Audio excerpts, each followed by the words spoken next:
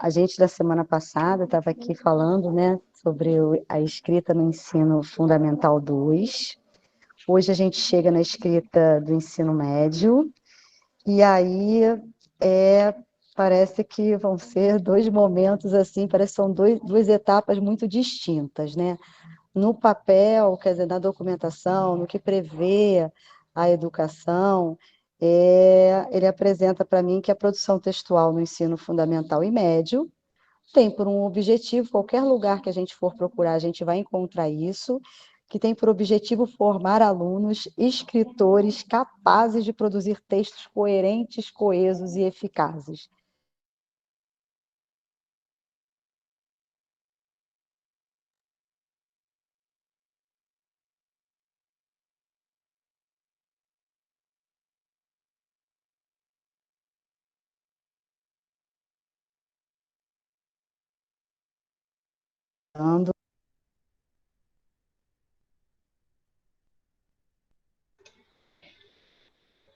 Dionísio, para mim está parecendo que você está com um áudio fechado. Mesma coisa aqui para mim também. E a gente não Agora está está te ouvindo. aberto? Está aberto? Agora Agora está normal. tá. Estão me ouvindo? Volta lá onde você dizia, vai aparecer que é produzir textos coerentes, não sei o quê. Que produzir textos coerentes, isso a gente encontra, né?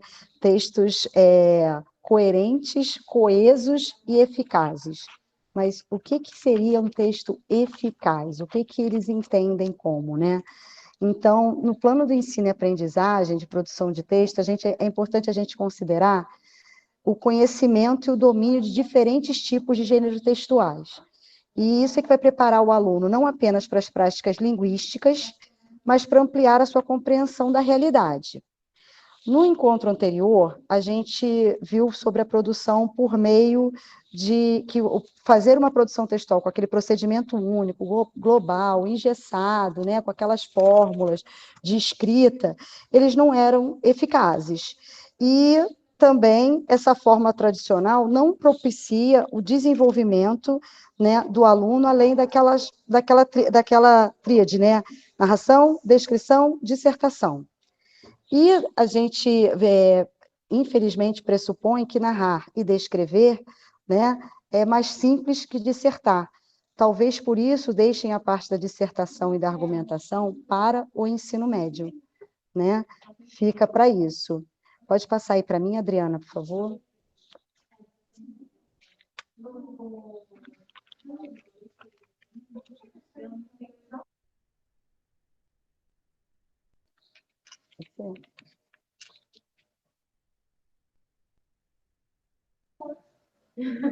Bom, então a produção no ensino médio, ela começou com os PCNs, né? O PCN prevê, passa para mim, por favor, Adriana, o PCN prevê essa escrita no ensino médio, e o que prevê isso? Que o homem pode ser conhecido pelos textos que produz. Nos textos, os homens geram intertextos cada vez mais diversificados. A língua dispõe de recursos, mas a organização deles se encontra no social. Bom, isso está escrito pelo PCN, como que o aluno precisa chegar ao ensino médio, escrever, e o que ele vai produzir. Porém, no meio do caminho, chegou um Enem, né? Como que isso aconteceu para a gente?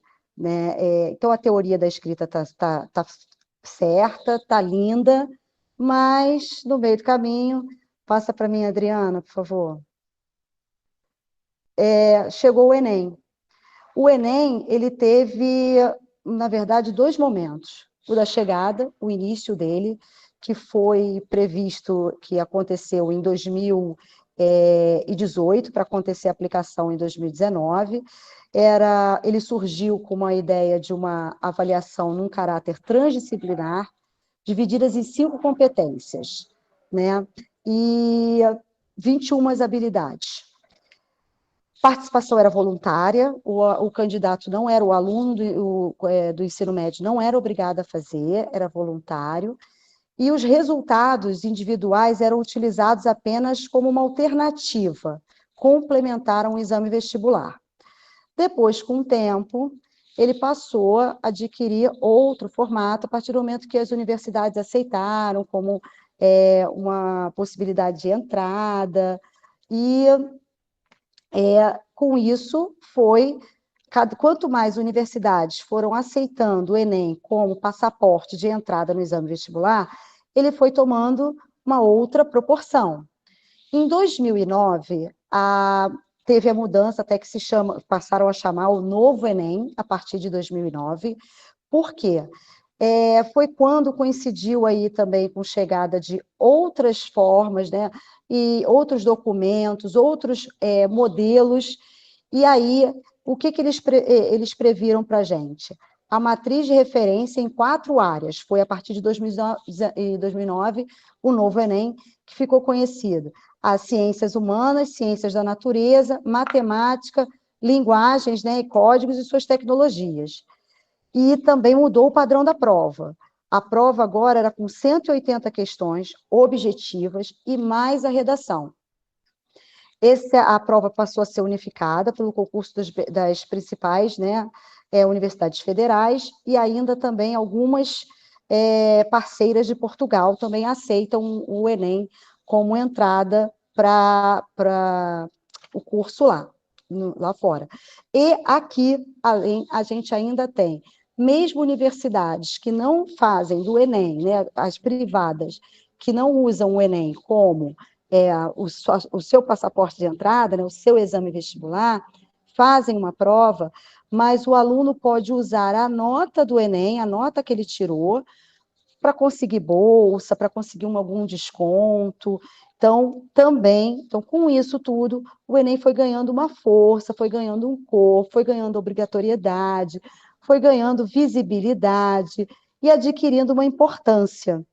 Uma importância que hoje é muito comum a gente que está na sala de aula, está na escola, encontrar pais de educação infantil procurando escola para matricular o filho e querendo saber a colocação da escola, como é que é a aprovação daquela escola, qual é a média das notas daquela escola no Enem, na educação infantil, né? Por conta exatamente dessa visibilidade e desse caminho que a gente chegou agora. Pode passar, Adriana?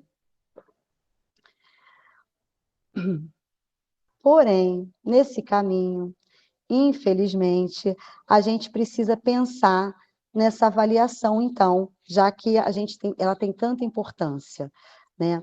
Primeiro, os critérios. Quais são os critérios, então, que o Enem vai observar? Dito aí por qualquer visita que se faça às escolas de ensino médio, faça às universidades para conhecer e tal, já acompanhei alunos em visitas às universidades, e já ouvi profissionais da própria universidade avisar assim, olha, entre perder tempo em determinada questão objetiva, chuta essa e valoriza a redação. A redação é que vai ter um peso. E aí, essa pressão na redação também começa a ganhar um outro fôlego. Essa redação, ela é avaliada, em 5 competências. Na competência 1, né, depois a Adriana vai sistematizar mais, junto dos textos. A competência 1, ela vai verificar o uso da língua, né? Se o aluno está usando a linguagem padrão, como que ele está se comunicando, quais são os desvios que ele está cometendo. A competência 2 é o que a gente vai chamar, né, se ele tem aí uma sustentação nessa argumentação, se ele tem repertório. A competência 3, como que ele lida com essas palavras, ele vai organizar, se ele vai ligar, se ele vai ligar bem, se não vai ligar, o que vai ficar faltando. A competência 4, a 3 é a de direção de texto, e a competência 5, que é a proposta de intervenção, que nada mais é que a gente querer saber se o aluno tem protagonismo, se ele tem ao longo da escolaridade dele, se ele desenvolveu conhecimentos, ele construiu conhecimento a ponto de propor uma solução para uma situação, problema, né? Porque a proposta de redação sempre vai exigir, num tema, que o aluno tenha um posicionamento, que o candidato tenha um posicionamento. Pode passar, Adriana. Aí, como que acontece? O que a prova vai exigir, enfim, né, da redação? Ela vai exigir que o aluno faça um texto em prosa, dissertativo argumentativo. Sempre o tema, como eu falei, vai trazer uma problematização na ordem social, política ou científica, que todos os espaços arriscam, né, o que vai cair, qual será o possível tema e tal, e os aspectos que vão ser avaliados nesse texto vão se relacionar às competências, que devem ter sido desenvolvidas ao longo do ensino fundamental 2 e os anos iniciais do médio, né, o primeiro e o segundo, já que terceiro ano as pessoas veem como, os espaços veem como só preparar para o Enem. Pode passar.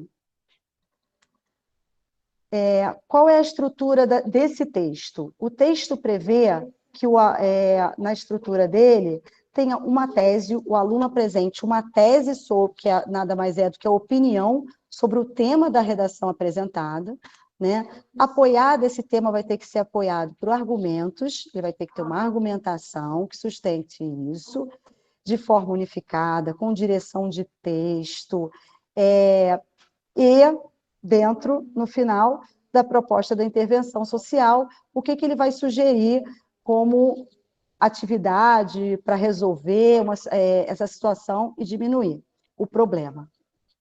Pode passar, Adri.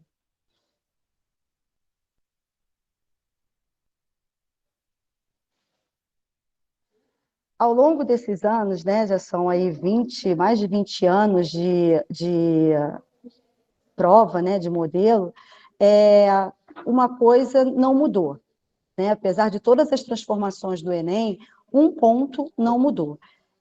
Essa defesa da tese, a seleção dos argumentos, o encadeamento lógico das ideias e a congruência dessas informações, além da precisão vocabulária, e precisão vocabulária a gente não está falando da famosa, né, da famosa linguagem variedade padrão, a gente está falando de precisão mesmo vocabular, quer dizer, o vocábulo tem que estar sendo tem que estar adequado ali, combinando, coerente com a situação, porque nem sempre a gente tem a melhor, como eu digo para os meus alunos, nem sempre você vai escolher um vocábulo no dicionário e achar que está maravilhoso, mas ele não vai se encaixar. E de uns anos para cá, acho que de uns 2 anos para cá, o Enem sempre tem colocado uma palavrinha, né, que vai despertar o aluno para saber se ele tem o significado dela ou não, para desenvolver o seu tema, né? Pode passar. O propósito do Enem, então, mudou. Ao longo desses anos, o Enem passou a avaliar não mais só o conhecimento dos estudantes, que essa era a proposta inicial, de pensar o que o aluno tinha construído ao longo dessa escolaridade dele, e ele passou a ser um elemento de ranking, né, para medir desempenho muito mais do que dos estudantes das escolas. Tanto que vocês podem observar que após a aplicação do Enem, o resultado do Enem, logo em seguida vem nas manchetes dos jornais, de revistas, o ranking, as 10 mais, né? Enfim, cada um dá a sua manchete. E aí, com esse modelo de ranking, as escolas não querem ficar fora dele. E não ficando fora dele, cada vez mais se persegue a redação nota 1000, que é o valor máximo da redação, tirar 1000. Então, chegar na redação nota 1000 é um propósito. E para chegar a esse propósito, vamos arrumar uma caixinha e botar esse aluno na caixinha para ele poder produzir esse texto de acordo com aquilo que será corrigido, para que a instituição chegue no 10, no ranking entre as 10, pelo menos. Apesar de que, né, vale lembrar que esse ranking, até para ler essa notícia, a gente precisa ter conhecimento, porque tem o ranking que é nacional, tem o ranking que é estadual, tem o ranking que é municipal. Então, aí eles vão usando as manchetes para dizer, o primeiro lugar, mas em que ranking? Em que nota? Né? Mas, infelizmente ou felizmente, é o que se propõe hoje. Vai lá, Adriano.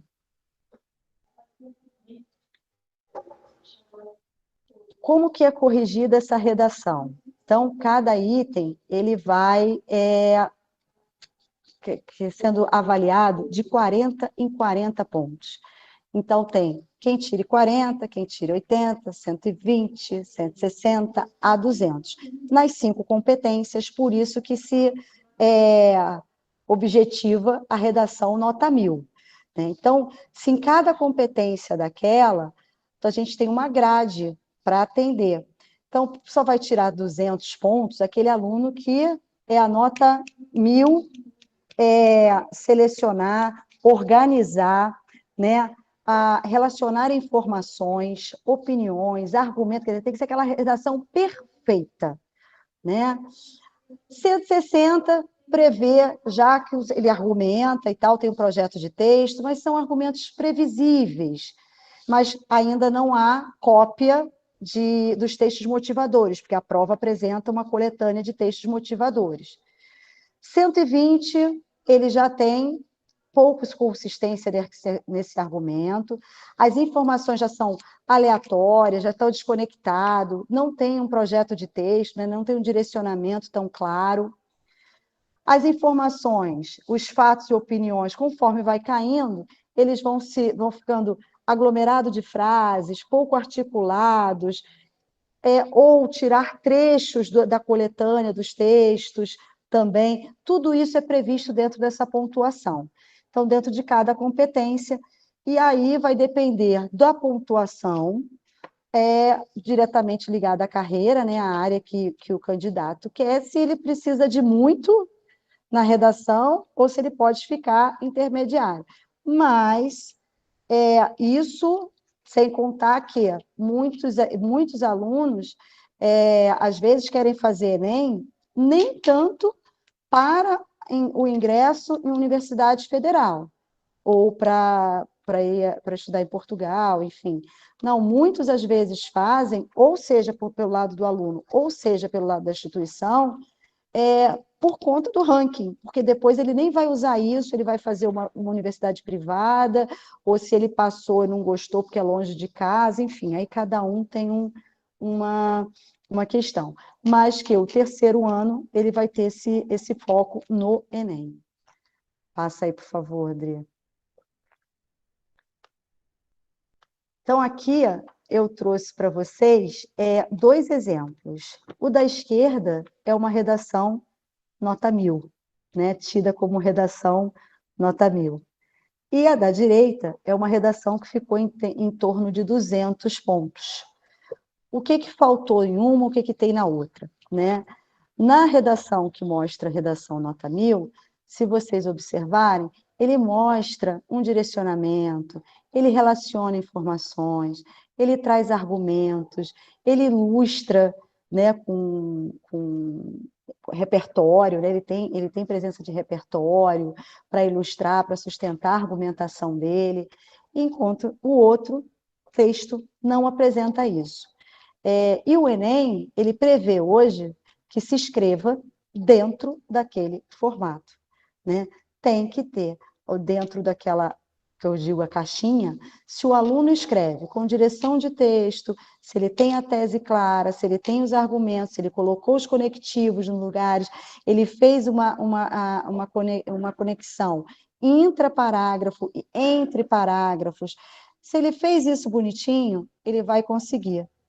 Não é tanto mais o desenvolvimento do tema, né? E algumas palavras que eles vão ter que, o aluno hoje, se ele, não vou falar decora porque não é bonito isso, né? Mas se o aluno hoje, ele se formata, se coloca na moldura da redação do Enem, ele vai conseguir uma boa nota. Mas, para isso, ele vai ser preparado ao longo do terceiro ano. E aquela escrita que previa o ensino médio de formar o aluno, né, como para escrever texto eficaz e tal, né, até o momento, ele é eficaz para o Enem. Porque são poucas as escolas que ainda fazem no ensino médio, dentro da grade do horário curricular, um tempo para redação, né, para produção textual, que não seja voltada para o Enem. São pouquíssimas. É muito raro hoje em dia você encontrar um espaço que tenha na grade um tempo destinado à produção textual, que aí o aluno vai escrever, fazer sobre todos aqueles gêneros em espiral, que começou a ser visto lá no ensino fundamental 2, né? E aí vai ser aprofundado, né, no ensino médio, e aí espera-se que ele saia entre narrar, relatar, né, expor, descrever, argumentar. Aí isso ele vai arrumar isso tudo entre o primeiro e o segundo anos do ensino médio. No terceiro, aí ele começa a entrar com a redação Enem. Isso é muito pouco. Hoje as escolas, a grande maioria, por conta do ranking, por conta dessa aprovação, por conta dessa visibilidade, busca, às vezes, até desde o primeiro ano do ensino médio, focar na redação Enem, para que o aluno tenha, então, a nota máxima na redação. Né? Passou aí, Dri? Vai, Dri?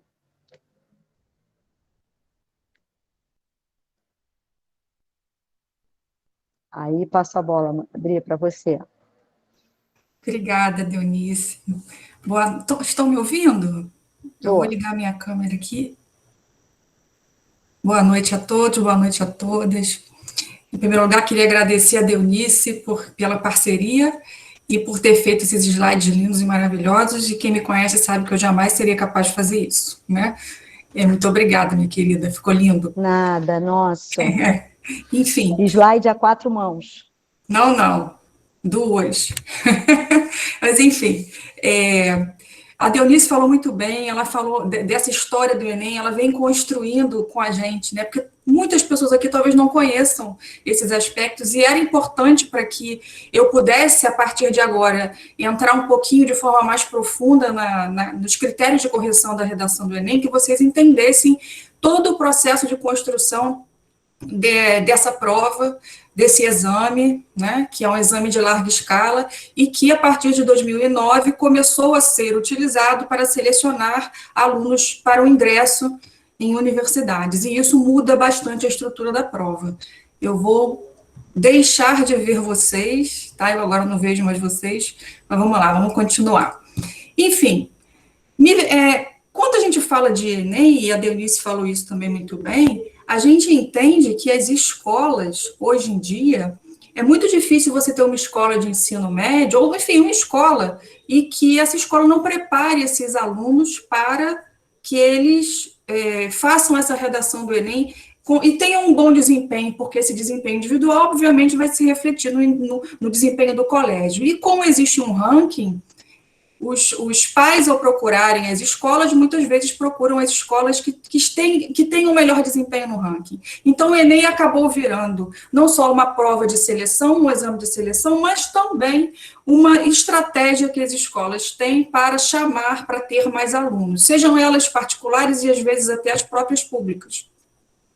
E aí a gente fica se perguntando, né? O ensino da escrita no ensino médio, né?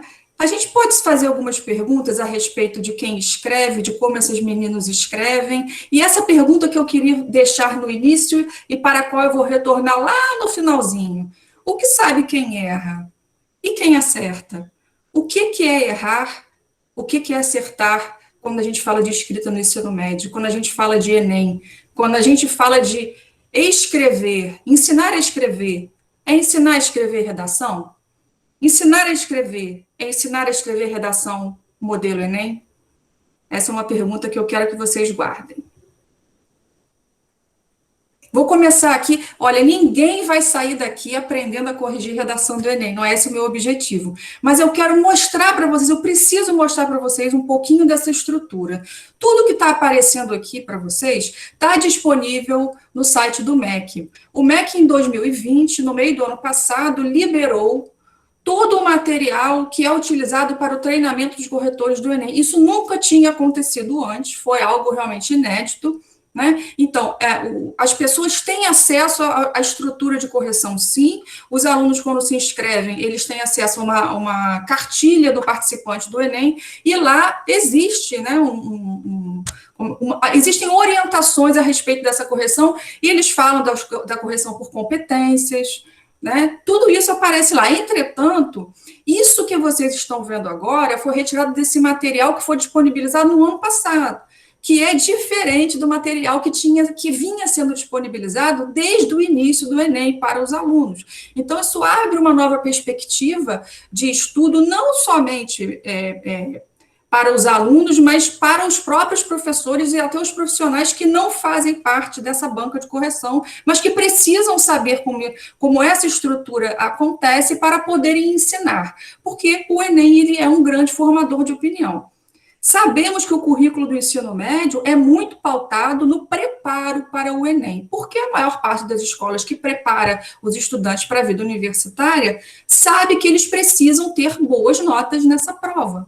Então, o currículo do ensino médio é muito determinado por essas competências e habilidades que o menino, né, que o estudante precisa demonstrar nessa prova, e especialmente a prova de redação, como falou Deonice, né, muita gente diz, olha, se não souber a múltipla escolha, chuta, mas a redação não, a redação você precisa fazer com muita atenção, porque é hoje a única parte dissertativa da prova.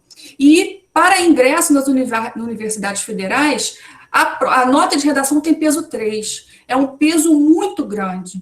É muito difícil alguém conseguir passar para algumas carreiras mais concorridas sem notas muito, muito boas em redação. Isso é praticamente impossível.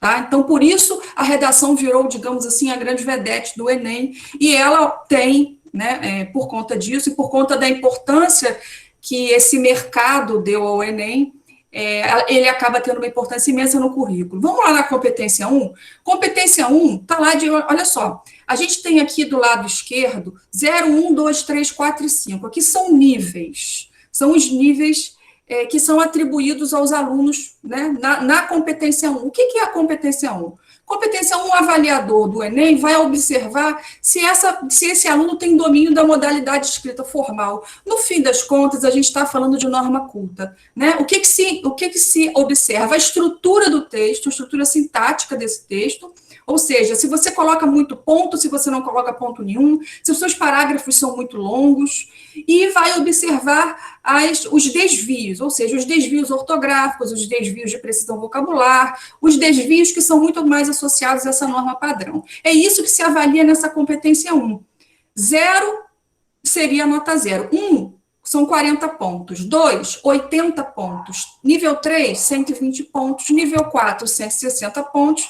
Nível 5, 200 pontos. A redação você pode chegar a 1.000, são 5 competências, cada uma você pode ganhar até 200 pontos, sempre indo de 40 em 40. Eu vou passar um pouquinho, gente, tá? Eu vou direto para a competência 4. Se eu fizer assim, vocês veem melhor? Aumentou para vocês? Sim. Sim? Aumentou, sim. Tá. Então, eu quero olhar, por que eu estou mudando para o quadrinho da competência 4? O ideal teria sido a gente fazer dessa forma, Deonice, mas eu nem sabia que ele ia ficar organizado assim, aí nem pedi isso, né? Mas, enfim, o que é a competência 1? Competência 1 é a parte formal do texto. Competência 4, para o Enem entende que coesão é alguma coisa que se estabelece na superfície do texto, tá? Então, o que a gente observa, o que o avaliador vai olhar e vai dizer assim, esse texto aqui, ele tem coesão textual, ou seja, a ligação das ideias é feita de modo a que o texto dissertativo e argumentativo seja melhor compreendido. É isso que se avalia na competência 4. Por isso que uma palavrinha, né, uma estrutura chamada operador argumentativo é tão valorizado, porque o tipo de texto da prova é dissertação argumentativa. Então, a gente vai observar se ele liga os parágrafos com esses operadores argumentativos, se ele tem estratégias de coesão, ou seja, de ligação de ideias, ele retoma as palavras, ele repete palavras. Essa estrutura, ou seja, a tessitura textual, né, é como se fosse a costura do texto, é o que se avalia na competência 4. Competência 1 e competência 4, de certa forma, elas são complementares, porque para o Enem, elas são avaliadas, ou seja, na superfície, aquilo que o aluno escreveu, o formato do texto, a forma como ele escreve. E como é que eu faço para voltar aqui? Já sei, desculpa, gente. Enfim, aí a gente tem a competência 5. Eu vou para a competência 5 porque a 2 e a 3 são as grandes questões aqui para nós. A competência 5 é uma coisa que só acontece no Enem. Né? O Enem entende que o aluno do ensino médio ele precisa se posicionar de forma crítica diante de uma situação, problema, na maior parte das vezes de origem social. Na maior parte das vezes, não, sempre de origem social. Todo problema, e o tema do Enem é um problema de origem social. Tá? Então, o aluno precisa se posicionar em relação a esse tema, tendo uma tese, argumentando a respeito dessa tese, e ao final, nem sempre, não precisa ser necessariamente ao final da redação, mas quase todo mundo põe no final uma proposta de intervenção, muita gente conhece como proposta de solução, que precisa apresentar 5 elementos. Tá? Quais são esses elementos? A ação, está aqui em cima, gente. Ó. Ação, alguma coisa precisa ser feita para minimizar ou solucionar aquele problema. Alguém precisa fazer, na maior parte das vezes, um agente público, né, a família, a sociedade, a igreja, o Estado, o governo. De que maneira essa ação vai ser executada é o modo que precisa aparecer, o efeito que você quer que essa ação tenha e o detalhamento de qualquer um desses elementos que a gente chama de elementos válidos. Então, é isso que a gente avalia na competência 5. Ele tem uma proposta de solução? Quantos elementos ele tem? Se ele não tem proposta, ele vai tirar 0. Se a proposta dele tem apenas um elemento, ele vai tirar 1. Ou, se ele tangenciou o tema, também ele vai tirar 1. Se ele tem 2 elementos, 2. Se ele tem, enfim, e assim por diante. Tá? Então, competência 5 é isso. Ele tem essa proposta e ele vai ser avaliado a respeito dela dessa maneira. Aí eu vou voltar para a competência 2. Essa aqui é a competência que aí a gente vai sair um pouquinho desses modelos, desse modelo, desse formato do texto e da própria competência 5, que é uma competência que é criada pelo Enem. Não existe essa estrutura em nenhuma outra redação, exame de redação que eu, pelo menos, tenha conhecimento. Né? Digamos assim, o Enem inaugura isso, e quem não tem conhecimento sobre isso perde 200 pontos. Né? Se o aluno não sabe, se ele não se preparou, se ele não tem uma escola que pense nisso, ele não vai tirar, ele já começa com 800 pontos da redação dele.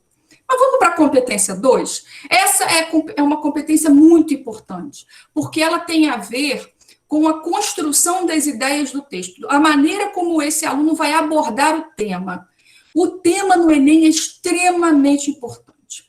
A partir do entendimento daquele tema, é que o aluno vai conseguir estabelecer uma tese, organizar o seu pensamento de maneira a construir o projeto de texto dele. O que os avaliadores precisam avaliar na competência 2? A abordagem do tema é completa?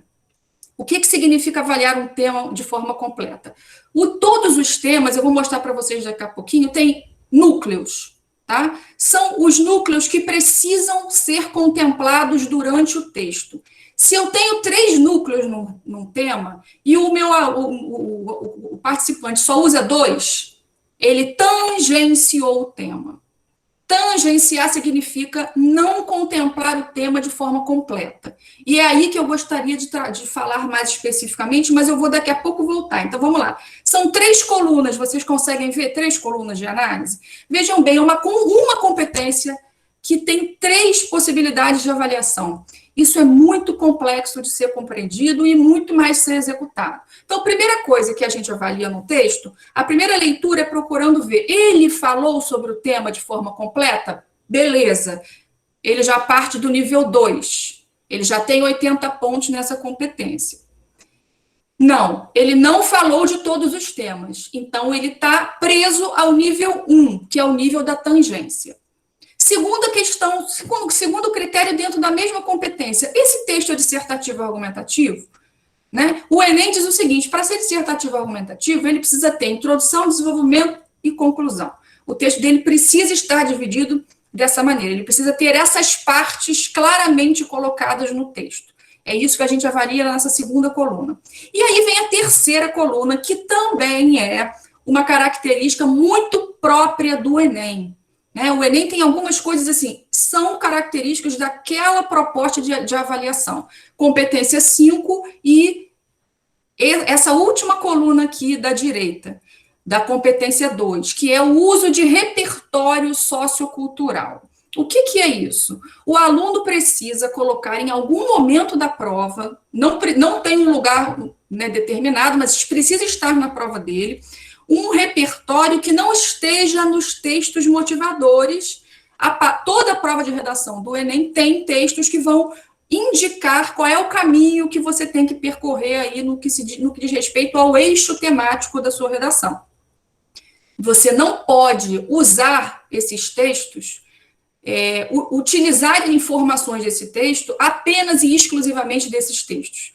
Aqui, o que eles avaliam? Esse estudante, ele tem conhecimentos, ele consegue utilizar os conhecimentos lá que ele aprendeu na vida dele e na escola. Por exemplo, ele vai trazer um repertório sociocultural da história, ele vai falar sobre a escravidão, ele vai falar sobre a Revolução Industrial, ele vai falar sobre o comunismo, sobre o socialismo, sobre o nazismo, ele vai colocar isso na redação dele, desde que não tenha lá no texto? Isso é que é avaliado aqui. E esse repertório precisa estar relacionado a pelo menos um elemento desse tema. E não é só isso. Né? Algumas características esse repertório precisa ter. Ele precisa ser legitimado por uma área do conhecimento, história, geografia, biologia, ele precisa ter uma fonte, se você quiser falar, por exemplo, de uma notícia, de onde você tirou essa notícia. Ou então ele pode ser, o que é muito utilizado, né, são os aforismos, os autores, são frases de autores famosos. O Kant aparece muito, Platão aparece muito, são frases que são, na verdade, argumentos de autoridade e que tenham a ver com aquele tema. Então, existe hoje na internet uma série de sites aí de frases, né, que põem frases e os alunos decoram essas frases, porque eles sabem que essas frases podem ser utilizadas como repertório sociocultural na redação dele. Então, sem esse repertório sociocultural, ninguém chega ao nível 5, tá? Para chegar ao nível 5, ou seja, 200 pontos na competência 2, você precisa fazer a abordagem completa, ter um texto dissertativo argumentativo, usar um repertório sociocultural legitimado por uma área do conhecimento, pertinente ao tema e produtivo. O que significa? Você não só jogou no seu texto aquela informação, aquele repertório, mas você usa para argumentar. Você transforma essa informação em argumento. Tudo isso, meus queridos, é avaliado na competência 2. Mas eu quero chamar a atenção para um elemento. Tangência. Lembra que eu falei para vocês, né, que aqui na primeira coluna a gente avalia a abordagem do tema? Então, o que é tangenciar? É não mencionar, é não utilizar no seu texto todos os elementos do tema. Guardem essa informação. E se você não utiliza todos, o seu texto pode ser 200 pontos na competência 1, ele pode ser 200 pontos na competência 4, tá? Não interessa. Ele vai ficar com 1 na competência 2 e aí é que vem a grande questão. Ele vai ficar com 1 na competência 3. Observem aqui. O que é a competência 3? Tá? Então, a 2 e a 3 são as que mais nos interessam. Ou seja, a 2 avalia aqueles 3 aspectos com preponderância na abordagem do tema e na utilização do repertório. O que é a competência 3? O avaliador vai olhar essa redação e vai procurar entender se existe um projeto de texto. Isso é que é avaliado na competência 3. Esse aluno tem um projeto, ele se organizou para escrever essa redação, tá? E esse projeto de texto é que vai ser avaliado durante ou seja, essa competência, ela é muito importante. A 2 e a 3, elas são avaliadas assim, é o texto inteiro, né? Muitas pessoas falam da competência 3 como uma competência que avalia a coerência. Eu tenho muitas questões a respeito disso, coerência é alguma coisa que me interessa muito, eu não posso entrar no mérito dessa questão, mas não é bem isso que se avalia na competência 3 do Enem, não. É esse projeto de texto. É ter um projeto e executar esse projeto. É isso que se avalia. Ele executa. Ou esse texto, ele nasce de uma maneira atabalhoada, orgânica, e ele vai se desenvolvendo sem que exista uma orientação. É isso que se avalia na competência 3. Aí eu vou chamar a atenção de vocês para uma coisa. Lembra do tangenciamento da competência 2? Aquele aluno que não aborda o tema de forma completa, tangencia. O limite de nota para ele é 1. Ele pode até... Não vai tirar 0 na competência 2, porque 0 na competência 2 é fuga ao tema. Fuga ao tema no Enem significa 0 na redação inteira. Se ele não toca em nenhum elemento do tema, essa redação não pode ser avaliada, ela tira 0. Tirar 0 na redação do Enem significa tirar 0 no Enem, a pessoa está fora do concurso. Isso é muito sério, não é? Mas vamos voltar aqui. O aluno não tocou em todos os temas. Tem 3, ele tocou em 2. A redação dele fica limitada à nota 1, ou seja, 40 pontos em 200. Na competência 2, ele também fica limitado a tirar 1 na competência 3. Vocês estão entendendo o que isso significa? O aluno que não abordou de forma completa, ele vai tirar 1 na 2, ele vai tirar no máximo 1 na 3, porque ele também pode tirar 0, e ele vai tirar 1 na 5. Olha lá. Ó aqui. Vamos lá? Competência 5 é o quê? A capacidade de elaborar uma proposta de intervenção para o problema abordado. O critério do Enem diz o seguinte: se o aluno tangenciou, se ele não abordou todos os temas, obrigatoriamente o avaliador precisa dar 1 na 2, no máximo 1 na 3, no máximo 1 na 5. Isso significa, isso é uma bomba dentro da prova, né? Para a nota do aluno, isso é algo muito sério.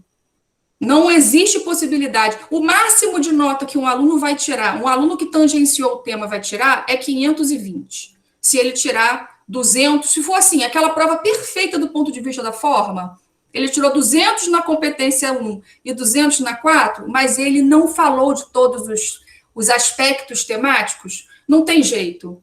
Ele não tira mais de 520. É aí que eu quero chegar. É isso que eu quero discutir com vocês hoje. O que significa tangenciar o tema do Enem? Né? E aí eu vou apresentar um texto para vocês. O tema do Enem 2018 foi manipulação do comportamento do usuário pelo controle de dados da internet. Eu considero esse um dos temas mais difíceis, né, para ser corrigido, para ser avaliado, porque ele é muito longo. Geralmente os temas não são tão longos. E aí nós temos a grande questão. Existem 3 núcleos temáticos dentro dessa frase temática, que a gente chama de frase temática. O aluno, o estudante, o participante precisava falar de manipulação do comportamento do usuário, de controle de dados e da internet. Claro que quando você fala de controle de dados, você está falando da internet. Mas, enfim, são 3 temas. E é importante que esses 3 temas sejam entendidos como 3 separadamente. Vocês vão ver isso daqui a pouco. Sobre o que era essa prova? Vamos lá. Esse foi um grande problema dos alunos. A prova tratava da seguinte questão. Eu não vou ler aqui a proposta com vocês, porque senão a gente não acaba isso hoje e temos muita coisa ainda para ver. O que a prova pedia? Que o aluno, que o estudante falasse sobre uma questão muito comum de hoje. Quando você utiliza a internet, né, e os seus dados, ou seja, se eu procurei por exemplo, eu quero pintar minha casa, eu procurei uma tinta. Quando eu entro na internet e digito tinta para, né, pintura de parede, essa informação de que eu estou procurando isso, ela é capturada, tá? Então, tem alguém aí, existem empresas que vão capturar esses dados, e eles já sabem que eu estou procurando tinta. Isso deve acontecer muito com vocês. Não dá 2 minutos, em qualquer lugar da sua tela do computador, aparecem várias promoções sobre tinta. Você está procurando uma viagem, vão aparecer inúmeras propagandas de viagem. Como pode isso acontecer? Né? E aí o que acontece? Existe a manipulação por algoritmos, isso aí a prova falava, né? Ou seja, a informação que vai aparecer para mim não é a mesma informação que vai aparecer de repente para você, porque eles já sabem que eu sou mulher, que eu tenho tantos anos, não vou dizer minha idade, tá? Pronto. Sabe a minha idade, eles sabem onde eu moro, eles sabem tudo. Então, o que vai aparecer para mim, vai aparecer no Rio de Janeiro, na região onde eu moro. É impressionante. Esse era o tema do Enem 2018. É importante para vocês entenderem. Vamos lá. Texto 1. Vamos ler juntos? Esse é o texto de uma aluna. Ela me ofereceu esse texto e me permite que eu utilize, tá? E ele realmente é muito importante no que diz respeito a tudo que a gente vai construir hoje. Vamos lá. Dentro desse tema, que vocês já sabem o que é, eu quero que vocês comecem a pensar dentro dos limites que são imensos, claro. Quem não conhece a estrutura de correção não vai, como eu disse, não vai aprender agora. Mas pensa um pouquinho naquelas questões que a gente discutiu, principalmente tangenciamento do tema e projeto de texto. Vamos lá. No mundo da internet, muitos usuários acabam não prestando atenção e colocando dados e informações que podem acabar prejudicando. Não verificam informação e notícias e compartilham o que pode ser falso, podendo prejudicar a vida de outra pessoa. Na Constituição de 1988, no artigo 3º, diz que não podemos fazer nada que possa machucar ou manchar a imagem do outro. Os usuários costumam, gente, eu digitei, porque fica mais fácil, e está com exatamente como a menina escreveu, é o que está aqui. Os usuários costumam falar sobre sua rotina e dados nas redes sociais, o que pode levar a assaltantes ou estupradores pegarem as informações e praticarem alguma coisa contra a pessoa. Algumas pessoas acabam sendo machucadas por conta de notícias falsas, acabando até em linchamento ou morte, pois muitas pessoas não verificam a notícia e acabam compartilhando.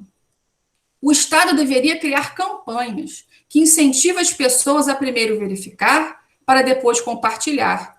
Com isso, diminuiria os casos de pessoas agredidas por causa de fake news e ajudaria as pessoas a se conscientizar sobre notícias que podem ser falsas. Seria necessário todo mundo ler de novo, mas a gente não tem muito tempo para isso. Essa menina, ela abordou o núcleo, todos os núcleos temáticos que o Enem requer. Ela está falando de internet? Tá, ela já começa na primeira frase dela, internet. Então, essa menina já não pode ser classificada, esse texto, como 0, né? Isso aqui já não pode ser um desvio total do tema. Ela está falando de internet. Então, digamos que ela já contemplou um núcleo temático. E, depois disso, ela está falando de manipulação do comportamento do usuário da internet pelo controle de dados que são feitos, que é feito, né, pela utilização que ela faz dessa rede? Não. O que ela está dizendo aqui? Ela está falando, ela entendeu de forma equivocada, né? E ela está dizendo aqui, ela está falando das pessoas que usam as redes sociais e colocam informações pessoais nas redes sociais, e a partir disso elas entram em perigo. Ela fala aqui que podem ter assaltantes, estupradores, que vão ver essas informações e vão fazer algum mal a essas pessoas, né? Fala de fake news, fala de notícias falsas, mas ela não fala dos outros 2 núcleos temáticos. Eu acho que isso aqui ficou claro. Agora, olha só, essa menina, ela se preocupa em botar um repertório sociocultural, olha lá a Constituição. Ela faz uma proposta, tá? A proposta dela tem 3 elementos. Tem 3 elementos a proposta dela. Vocês concordam comigo que ela tem um eixo? Ela fala da internet o tempo inteiro. Ela se mantém aí nesse eixo. E, de uma certa forma, ela até progride no que ela está dizendo, né? De uma forma muito simples, dá para perceber, né, que o recheio do texto dela, que é a argumentação, é muito pequena, né? É muito pouco produtiva, mas existe. Vamos ver a nota dela? Isso aqui é a nota do Enem, tá? Não é a Adriana, não é a minha nota, é a nota que ela tirou no Enem. Ela tirou 360 na redação, né? Ela tangenciou, está muito claro, não há dúvida alguma de que essa menina tangenciou. Então, quem tangencia, qual é a consequência? Ou, na mesma hora, ela vai tirar 1 na 2, no máximo 1 na 3, ou seja, ela tem... O que acontece assim? O que a gente está dizendo para essa menina? Quando a gente diz para ela que ela tira 1, né, competência 3. O que a competência 3 avalia? Projeto de texto. Você não tem projeto de texto. É isso que eu entendo. Eu, como aluna, olha, se eu tirei 1, está escrito lá que 1 é sem projeto de texto, eu não tenho projeto de texto. E 1 na competência 5, está dizendo para ela também, olha só, você tem uma proposta de intervenção, mas a gente não vai avaliar a sua proposta, não. Isso porque você tangenciou.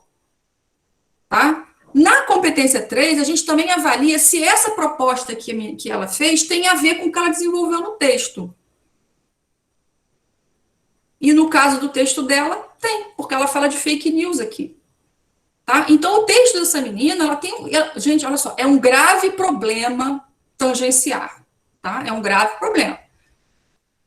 Que precisa ser penalizado. Nós estamos falando de uma prova classificatória, não existem vagas para todos, infelizmente, e o Enem tem esses critérios, e esses critérios estabelecem isso aqui. Eu quero que vocês pensem, tentem pensar da seguinte forma: esse critério de tangenciamento, o que ele promove no que diz respeito a esse estudante, a autoimagem que esse estudante se faz no que diz respeito à autoria, a sua capacidade de escrever um texto. Escrever um texto, vou fazer essa pergunta sempre, é escrever a redação do Enem? Vamos passar para o próximo texto? Fiquem com esse aí na memória. Promulgada é o mesmo tema, tá? É uma outra redação, uma outra ex-aluna que me ofereceu essa redação. Promulgada pela ONU em 1948, a Declaração Universal dos Direitos Humanos garante a todos os indivíduos o direito da liberdade de escolha. Portanto, a manipulação do comportamento do usuário pelo controle de dados da internet impede que essa parcela da população desfrute desse direito na prática. É indiscutível que a sociedade vive em uma era digital e que a internet é uma ferramenta de total importância em diversas situações cotidianas, gerando assim uma dependência dessa plataforma. A manipulação dos usuários de 10 anos de idade tende a ser mais preocupante, pois 64,7% das pessoas que utilizam a internet, 94,2% têm por finalidade realizar o envio de mensagens, geralmente em redes sociais, quando seria adequado o uso para pesquisas e estudos. Testart, uma iniciativa do governo, junto com os Ministérios da Saúde e da Educação, seria promover campanhas para o uso saudável e consciente da internet, sem que se deixem ser manipulados. Além disso, outra intervenção seria o MEC, através de incentivos aos jovens, incluir atividades de cultura ao ar livre, para que levem os jovens a sair da zona de conforto que a tecnologia proporciona. Uma pergunta. Sobre o que essa menina está... É uma menina, tá? Sobre o que ela está falando nessa redação?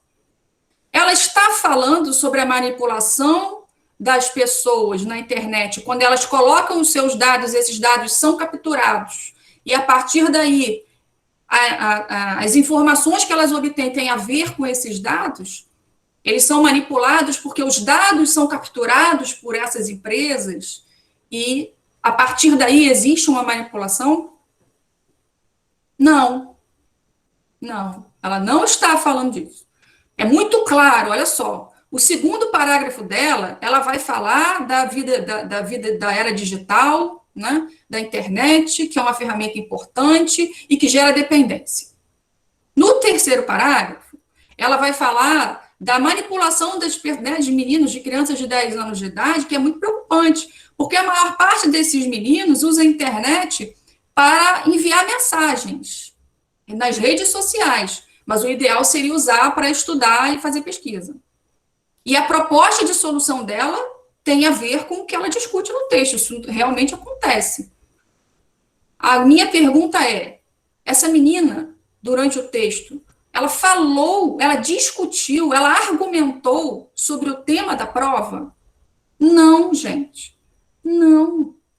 Só que o texto dela está mais bem escrito do ponto de vista formal, tem mais informações do que o da outra menina.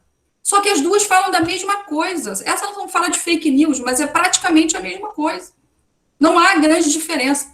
O mais importante é entender, elas não falam do tema. Onde é que aparece o tema nessa redação? Somente no primeiro parágrafo. Tá? Ela só escreve o tema no primeiro parágrafo. Por orientação minha, não vou mentir. Escrevam, eu digo isso, escrevam a redação, escrevam o tema, e vocês vão entender por quê. Quando você escreve o tema na redação, você já abordou o tema de forma completa. Não interessa mais o que vem depois. Está abordado, ou seja, está contemplado. O tema foi contemplado de forma completa. Está escrito aqui na prova.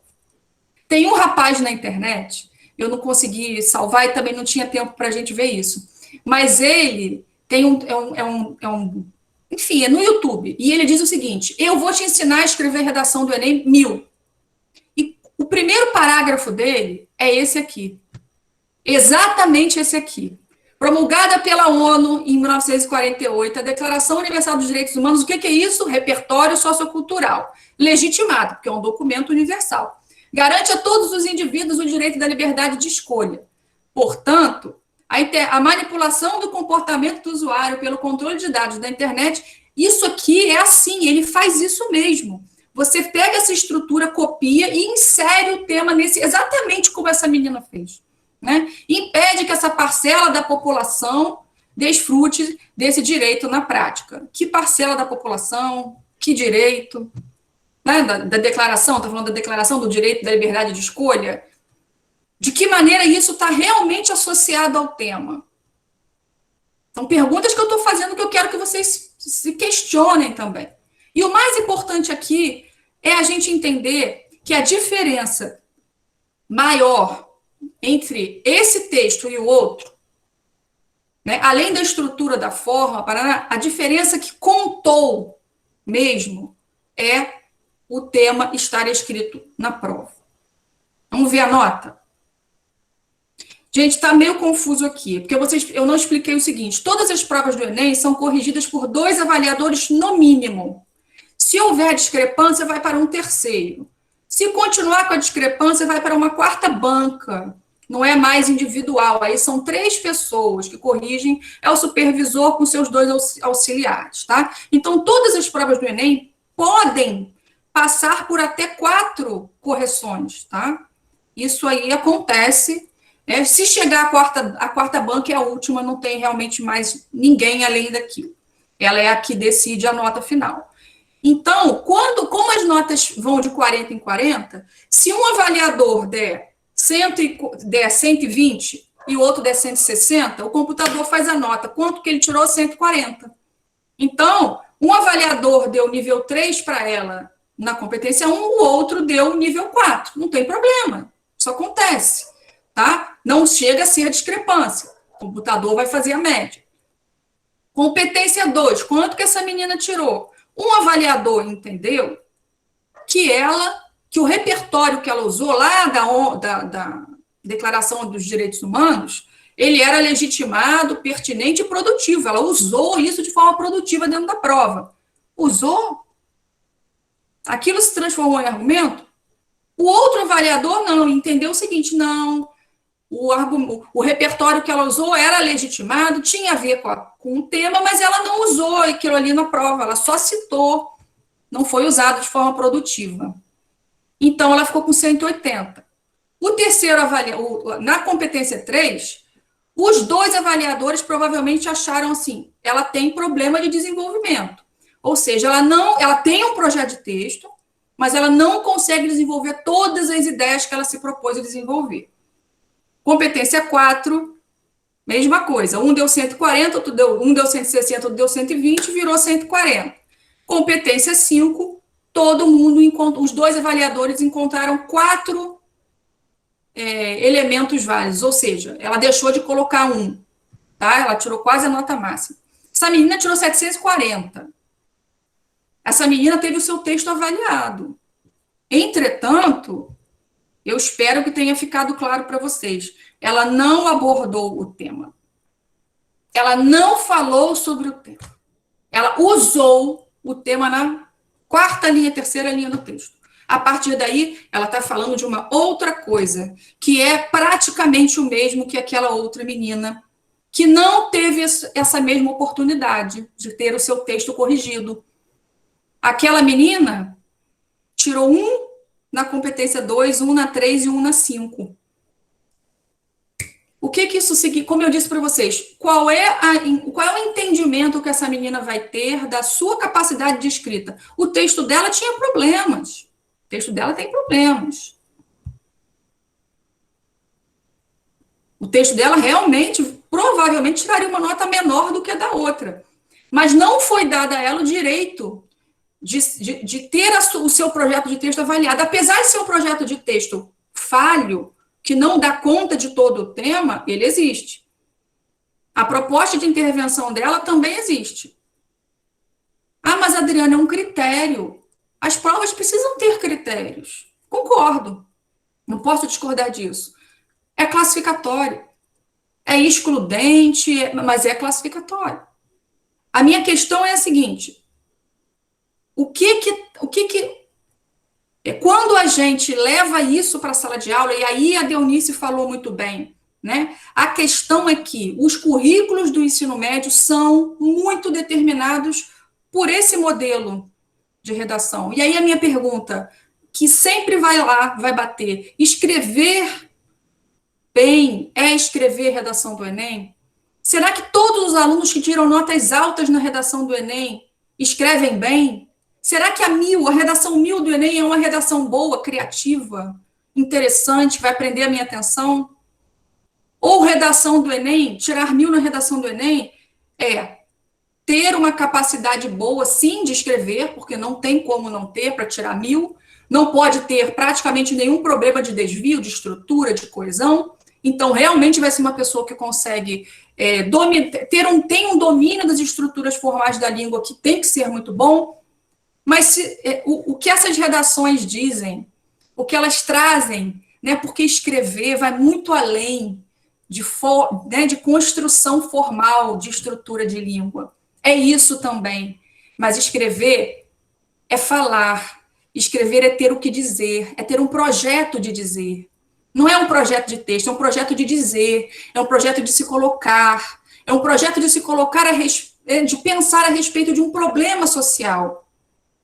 E, nesse aspecto, o Enem falha, e aí eu vou ter que, né, vocês já devem estar percebendo para onde a banda está tocando, né, a gente está avaliando aqui de que maneira a estrutura, por exemplo, do tangenciamento pode proporcionar uma avaliação bastante injusta dos estudantes.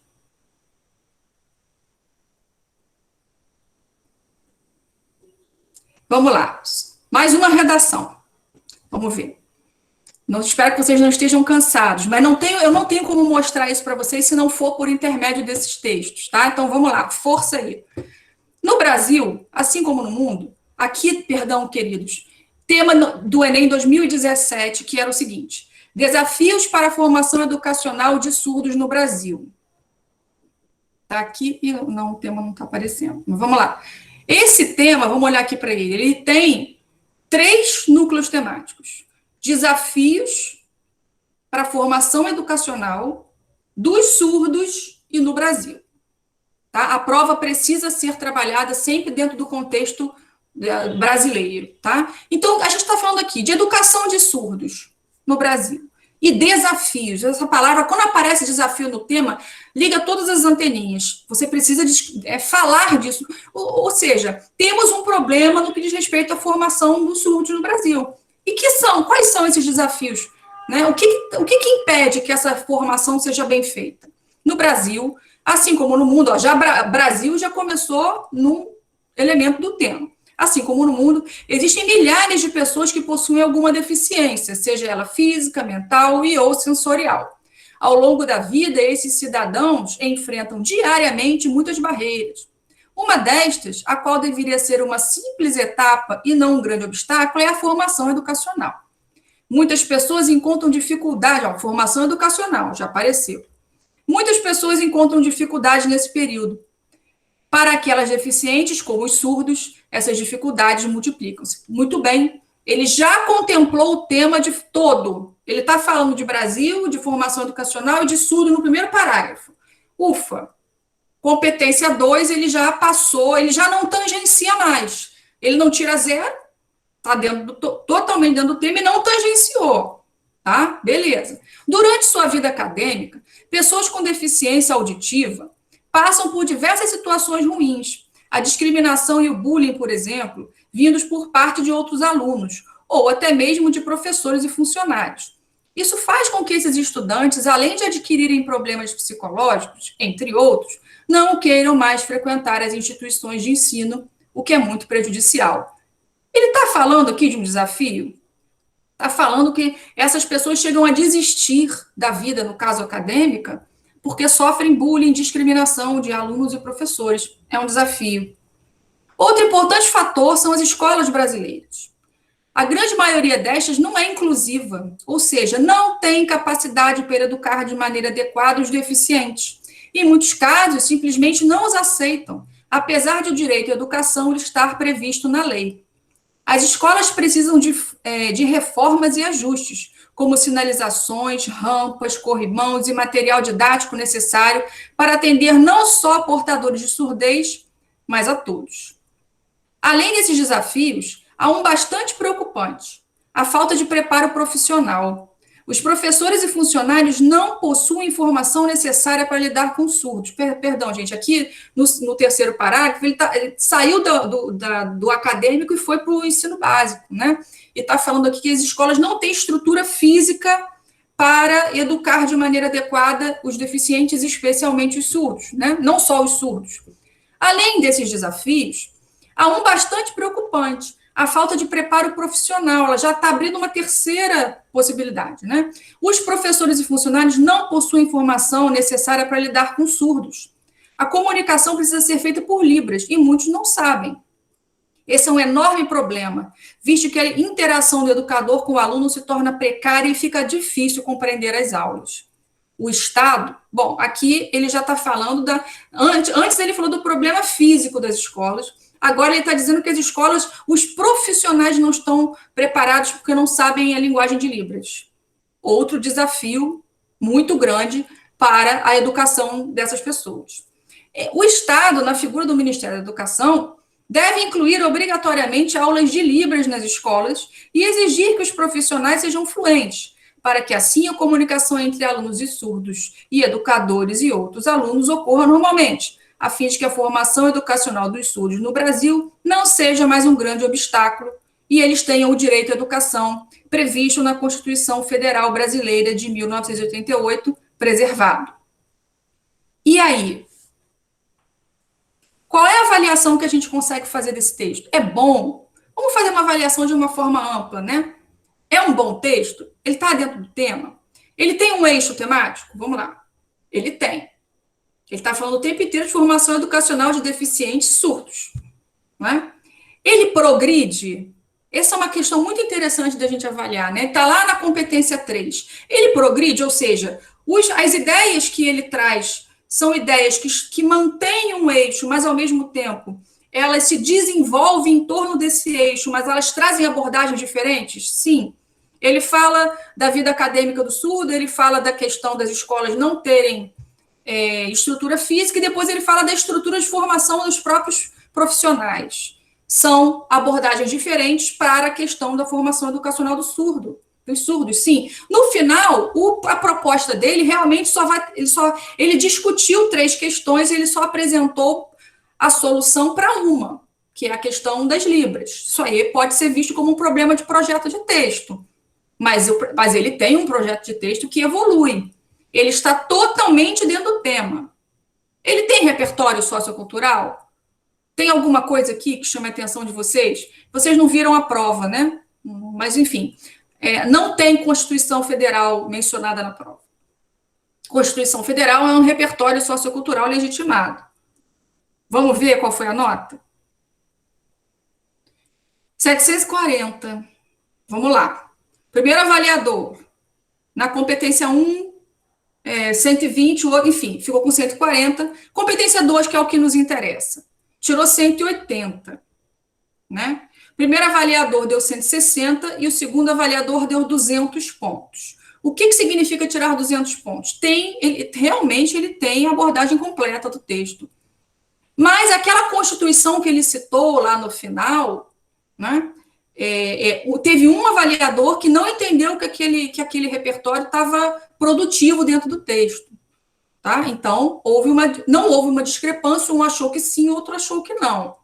E aí eu vou dizer para vocês, realmente, ela cita no final a Constituição, então, tem a ver com o tema, tá? Mas ela não usa isso de forma produtiva, então seria o 160 mesmo. Terceira, né? Aí a terceira questão, 120, ela tirou 120. O que significa tirar 120? É a média, né? Está lá no meio. Significa o seguinte, olha, você até tem um projeto de texto, mas com muitas falhas. Isso é o 120. Eu não vi tantas falhas assim no projeto de texto. Ela tem um projeto de texto e é todo dentro dos desvios. E todo relacionado à formação educacional. Agora, aí também tem a questão da proposta de solução não ter contemplado tudo, mas não seria suficiente para deixar a nota dela assim, né? Competência 4, ela tirou 140, 120 e 160, e competência 5, está faltando alguma coisa lá, ela tirou 160. Olha só, aqui esse texto, olha o tamanho desse texto, olha a consistência dos argumentos desse texto. Ele tirou 740. Quanto tirou esse texto?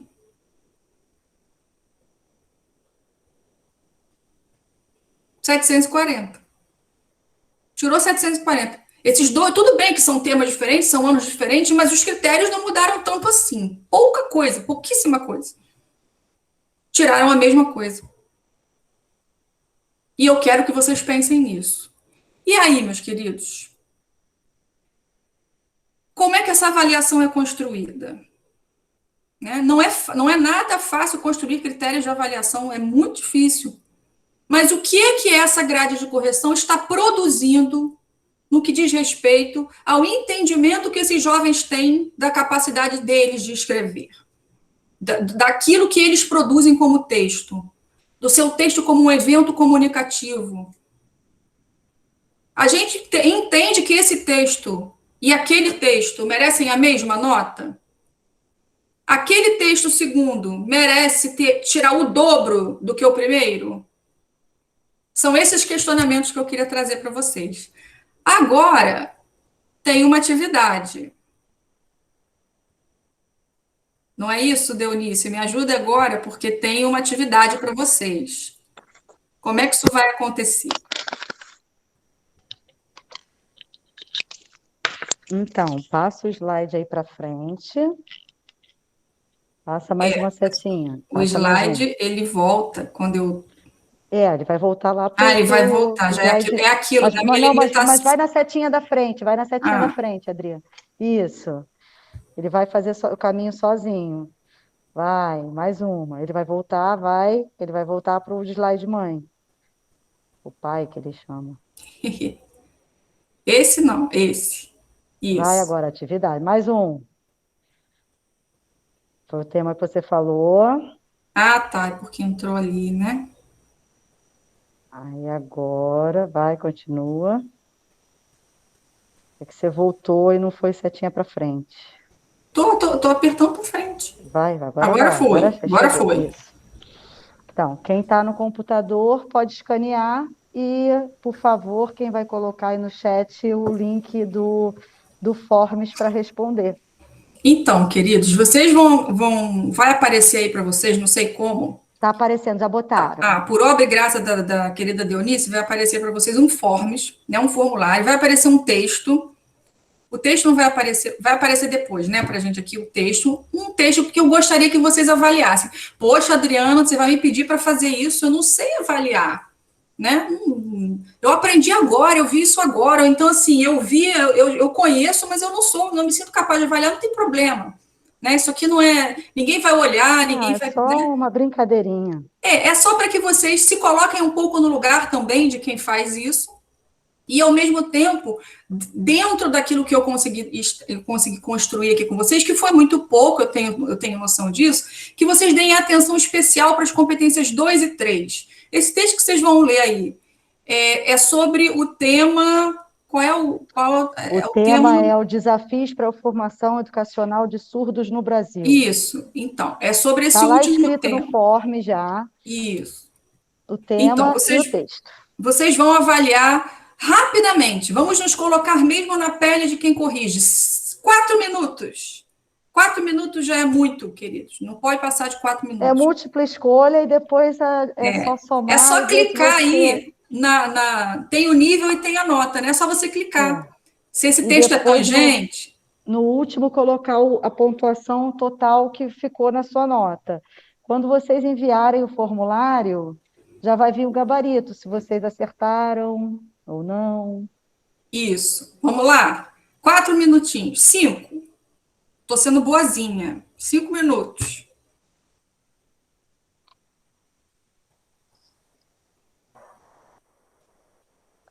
Né?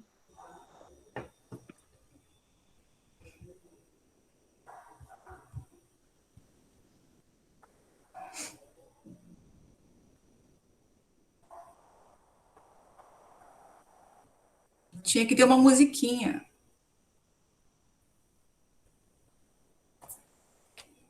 Faltou isso, Adriana, colocar a Da musiquinha próxima vez, nesse, coloca uma musiquinha. nesse Deus me momento, livre. colocar o fundo musical. Isso, a gente só atrapalha muito, né? Eu tenho a raiva de Não, é música. isso que eu ia falar. Não, eu vou botar para atender você, né? Porque na sala eu digo que isso aí é o que mais a gente briga, que eles ficam.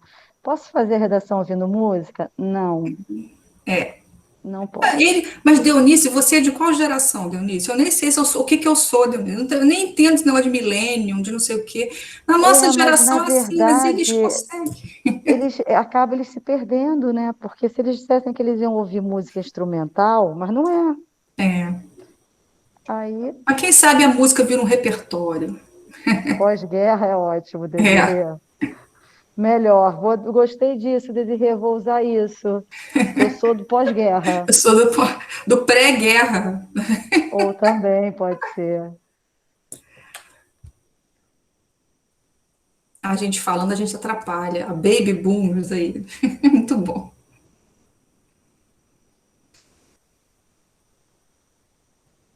Marcelo. Segunda Eu grande estava guerra. pensando a mesma coisa. Lá vem o professor Marcelo polemizar a gente. Guerra dos Canudos. Pronto.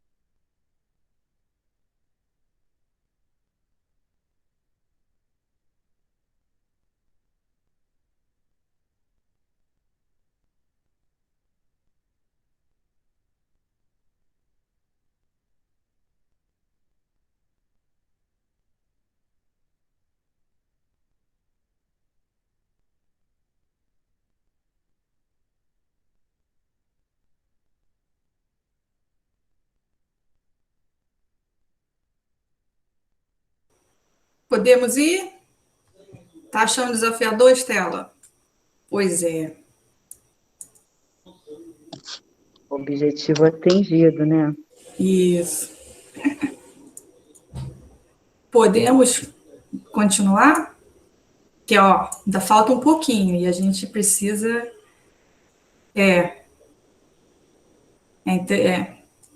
interessante e, como é que eu posso dizer?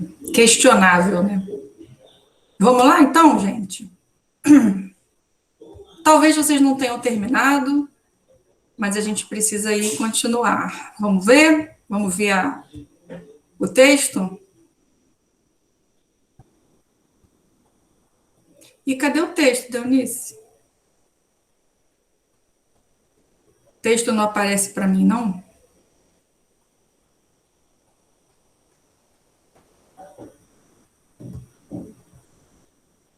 Abre o Forms, que ele está lá no Forms. Se você quiser, eu posso pegar ele aqui. Ah, entendi. Ele não aparece aqui, nem tá só no Não, está Forms. só no Forms. E aí eu tenho que sair daqui? Você pode apresentar, abrir o Forms noutra tela, e noutra guia, e apresentar a guia do Forms. Não tem problema nenhum. Minimiza essa.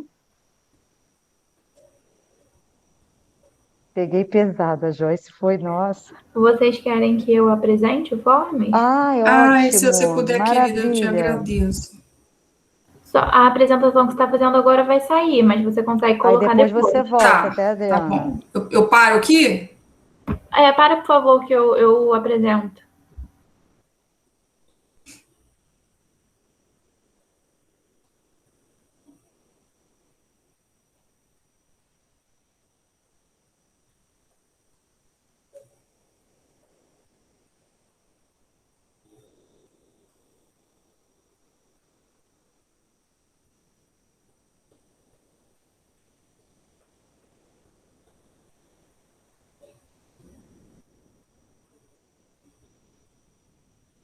E vixe, que eu agora não consigo ler nada. Ai, obrigada, querida. Obrigada. Você é um anjo. Vamos lá. É notório que no Brasil do século XXI ainda se faz presente muitos problemas perante a educação, principalmente quando se trata de deficientes físicos e mentais, dentre esses os surdos. Então, né, tá falando de Brasil, tá falando de problemas da educação, digamos assim, e tá falando de deficientes mentais e surdos, está completamente dentro do tema. Em nossa Constituição Brasileira de 1988, disse que é dever nosso promover o bem-estar de todos, sem nenhum tipo de discriminação. Embora saibamos que, infelizmente, o preconceito ainda existe em nossa sociedade, em contraste ao artigo em que é dito sobre o bem-estar, saibamos que, infelizmente, o preconceito ainda existe na sociedade, em contraste ao artigo que é dito sobre o bem-estar. Sendo assim, a má conduta de certa parte da população é um dos desafios para a formação educacional de deficientes auditivos, pois isso os atrapalha psicologicamente. O importante fator que impede os surdos de estudarem em qualquer escola é a falta de capacitação das instituições de ensino dos professores. Não há muitas opções para o deficiente, apenas procurar locais especializados e que estarão bem preparados para recebê-lo, diferentemente de uma escola pública sem estrutura alguma, tornando-se mais um desafio. Portanto, o governo deve criar um programa pós-faculdade para os que pretendem ser profissionais de ensino, para que sejam capazes de ensinar seus alunos, independente de suas deficiências. Dessa maneira, os surdos podem estudar como qualquer outra pessoa, vencendo pelo menos um de seus desafios. Essa redação tem aí as notas? Errou, Amanda? Errei todas, Amanda. Tem como aparecer as notas aí, Deunice? As notas Se corretas? você botar, quando ele manda, aparece. Ela tirou um total de, acho, 840, né? 840. Essa redação tirou 840. A anterior, gente, não tirou 740, não, tirou 700. Eu estava vendo aqui, eu olhei a avaliação errada, mas só muda uma coisa, né? A Constituição na redação anterior não foi considerada repertório, eu me lembro bem disso. E aqui ela usa, mas ela usa realmente a Constituição. Essa menina tirou 840. eu quero que vocês percebam o seguinte, essa redação, em comparação com a redação 3, vocês acham, assim, vamos falar de, dentro dos critérios do Enem, essa é uma redação, tem como abaixar? Não, só para o texto, para eu ver o texto. Isso, obrigada, querida. Olha só, ela está dentro, olha só, ela contempla realmente, do ponto de vista do modelo do Enem, ela está dentro do tema, totalmente, ela utiliza um repertório, ela fala de um artigo da Constituição que fala de discriminação, e ela usa isso como argumento do texto dela, então ela tira 200 aí, né? O texto dela desenvolve, mesmo que moderadamente, os argumentos, tem um projeto de texto e falta também uma proposta, né, uma ação no final. Ela tirou 840. Ela tira 840. Para o Enem, esse texto é melhor do que o texto 3. Na minha modesta avaliação, não é. O texto 3 é muito melhor. Argumenta mais e argumenta melhor. Mas o texto 3 tem um problema de repertório, né? A Constituição não foi considerada, na verdade, não foi considerada nem repertório, tá? Aquilo que a gente viu ali não tá certo, não, tem que consertar. Não foi considerado nem repertório. Aqui, obviamente, foi porque ela está sendo usada realmente como argumento. Ou seja, tirar uma boa nota no Enem não significa necessariamente que o seu texto vai ser bom, que o seu texto vai ser melhor do que aquele outro, enfim. O que faz com que um texto tire uma nota alta no Enem não é necessariamente a qualidade daquilo que é dito, mas a maneira como isso é construído dentro do modelo de correção do Enem. O que faz um aluno tirar uma boa nota é ele conhecer esse modelo a fundo e conseguir trabalhar com esse modelo dentro das suas perspectivas. Essa menina tirou a maior nota de todas, ao meu ver, mais técnico, se a gente achar que, né, que a gente está falando de técnica, na verdade, ele está dentro de um modelo, né? Um modelo que não está acessível a todo mundo, né? E uma questão, né, que eu fico me perguntando, o que é esse modelo de redação?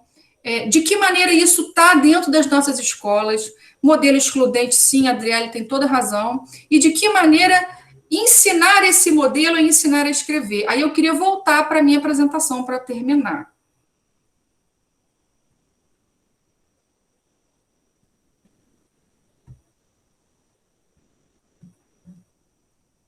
Ó.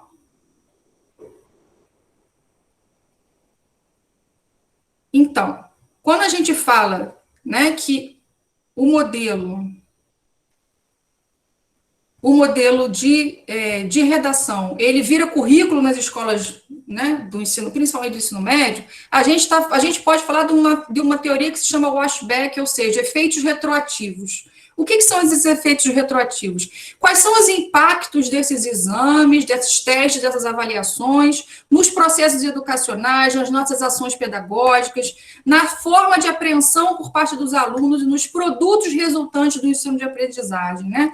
Esses efeitos são visíveis quando são detectadas alterações nas práticas pedagógicas de aprender e ensinar em função desses exames, né? Vestibulares como o Enem, eles causam efeitos retroativos nas nossas práticas pedagógicas e podem trazer consequências importantes para os agentes escolares, para a sociedade como um todo, ou seja, são exames de alta relevância que levam a decisões importantes, curriculares, e no que diz respeito às nossas práticas, né? No atual cenário brasileiro, o aprendizado de produção textual no ensino médio, principalmente no terceiro ano, passou a ser direcionado para o Enem, né? Como uma espécie de treinamento. As pessoas elas não aprendem a escrever, elas são treinadas para escreverem a redação do Enem.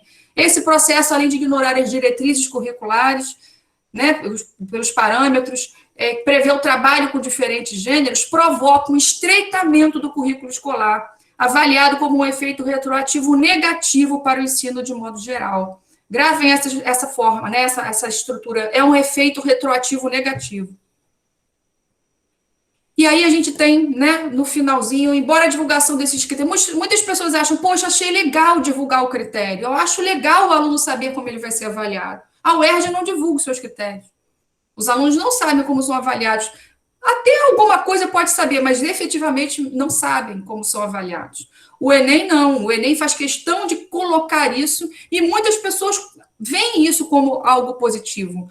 Até poderia ser algo positivo, se isso não se transformasse, né? Ou seja, os critérios de avaliação viram critérios de ensino, né? Isso incentiva práticas avaliativas em detrimento de práticas saudáveis de ensino, podendo levar à transposição de uma situação de avaliação para uma situação de ensino. É isso que eu quero que a gente pense. De que maneira esses critérios que vocês viram, né, que são extremamente questionáveis, que podem levar os alunos a criarem uma visão dos seus próprios textos bastante equivocada, de que maneira trazer isso para dentro da nossa sala de aula traz esse efeito retroativo negativo, ou seja, eu vou pegar o que é utilizado para avaliar né, de uma forma classificatória e eu transformo isso em matéria, em ensino, né, em objetivo do meu ensino dentro da escola básica. No atual cenário brasileiro, né, o aprendizado da produção textual é o Enem, a gente já sabe que é o Enem ele é preponderante e ele cada vez vai ficar mais preponderante, porque ele vai assumir outras questões a partir da BNCC e a partir dessa reforma aí do ensino médio, né? Isso vai... Eu voltei, né?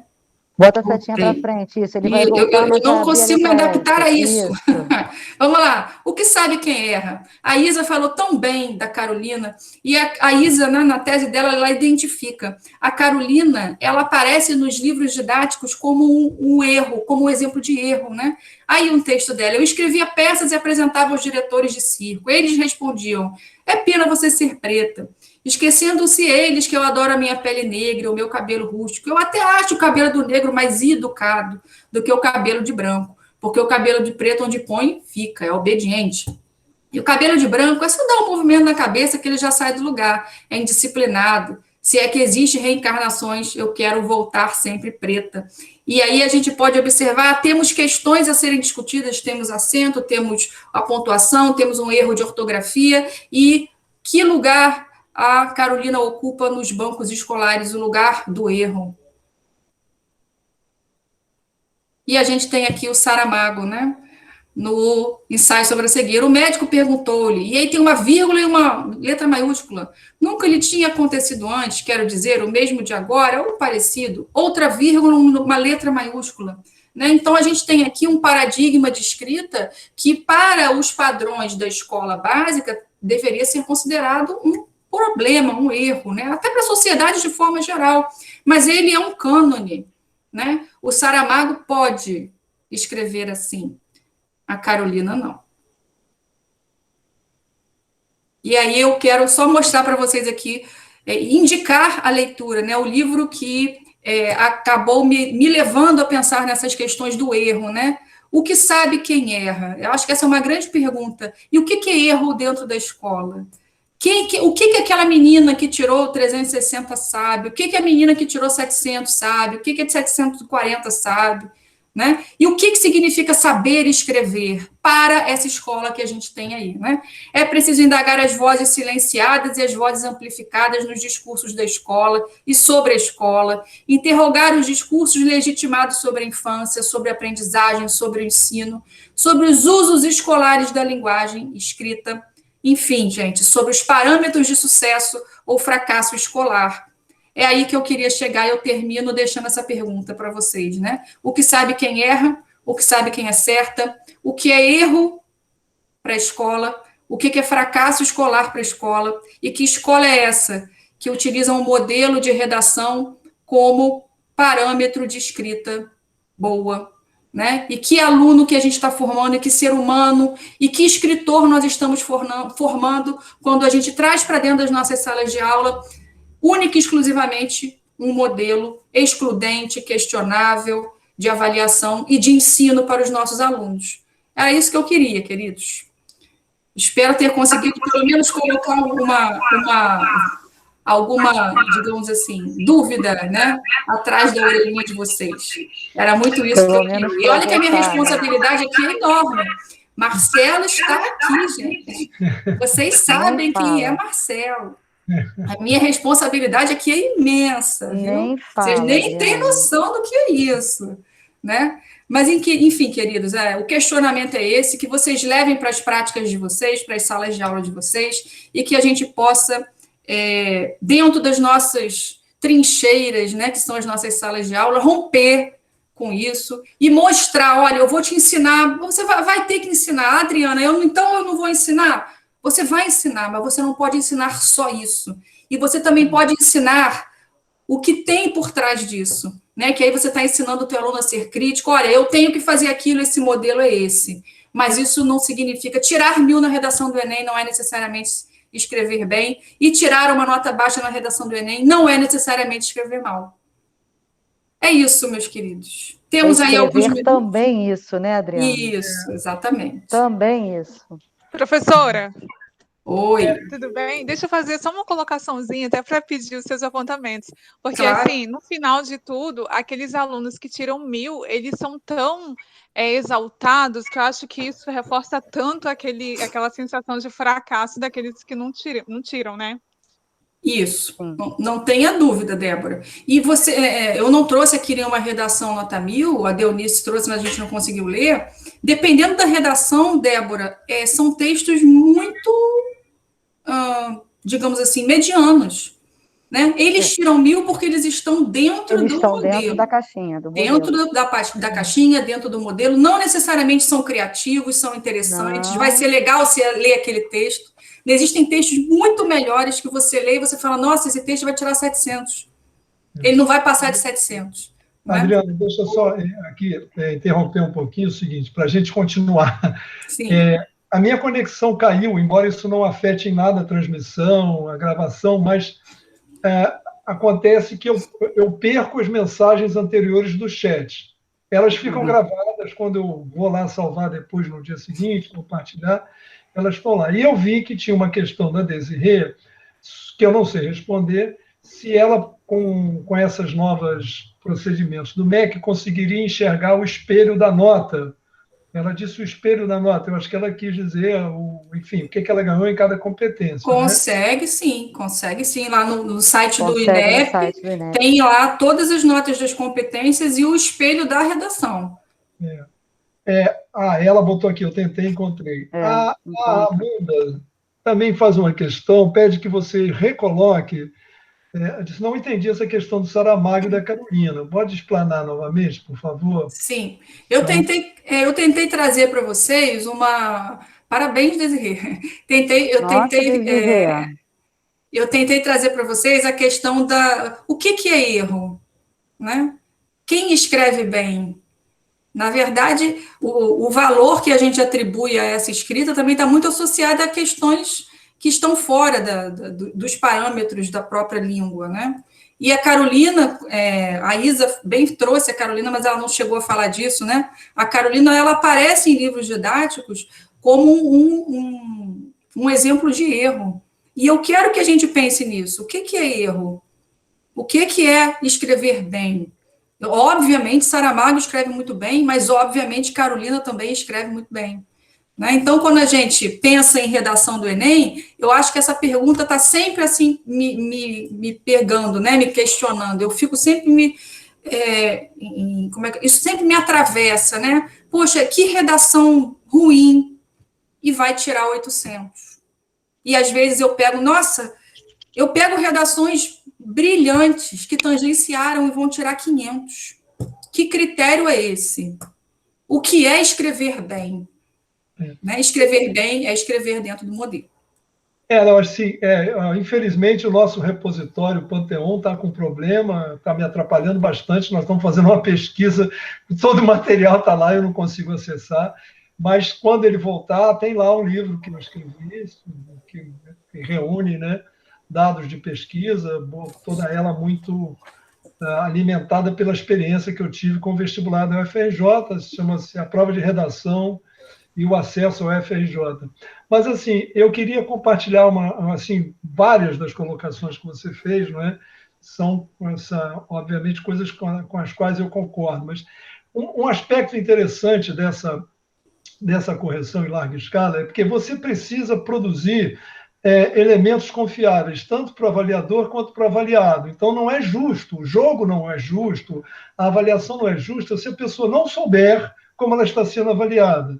Não é justo se você não aplicar da mesma maneira para todos, não é?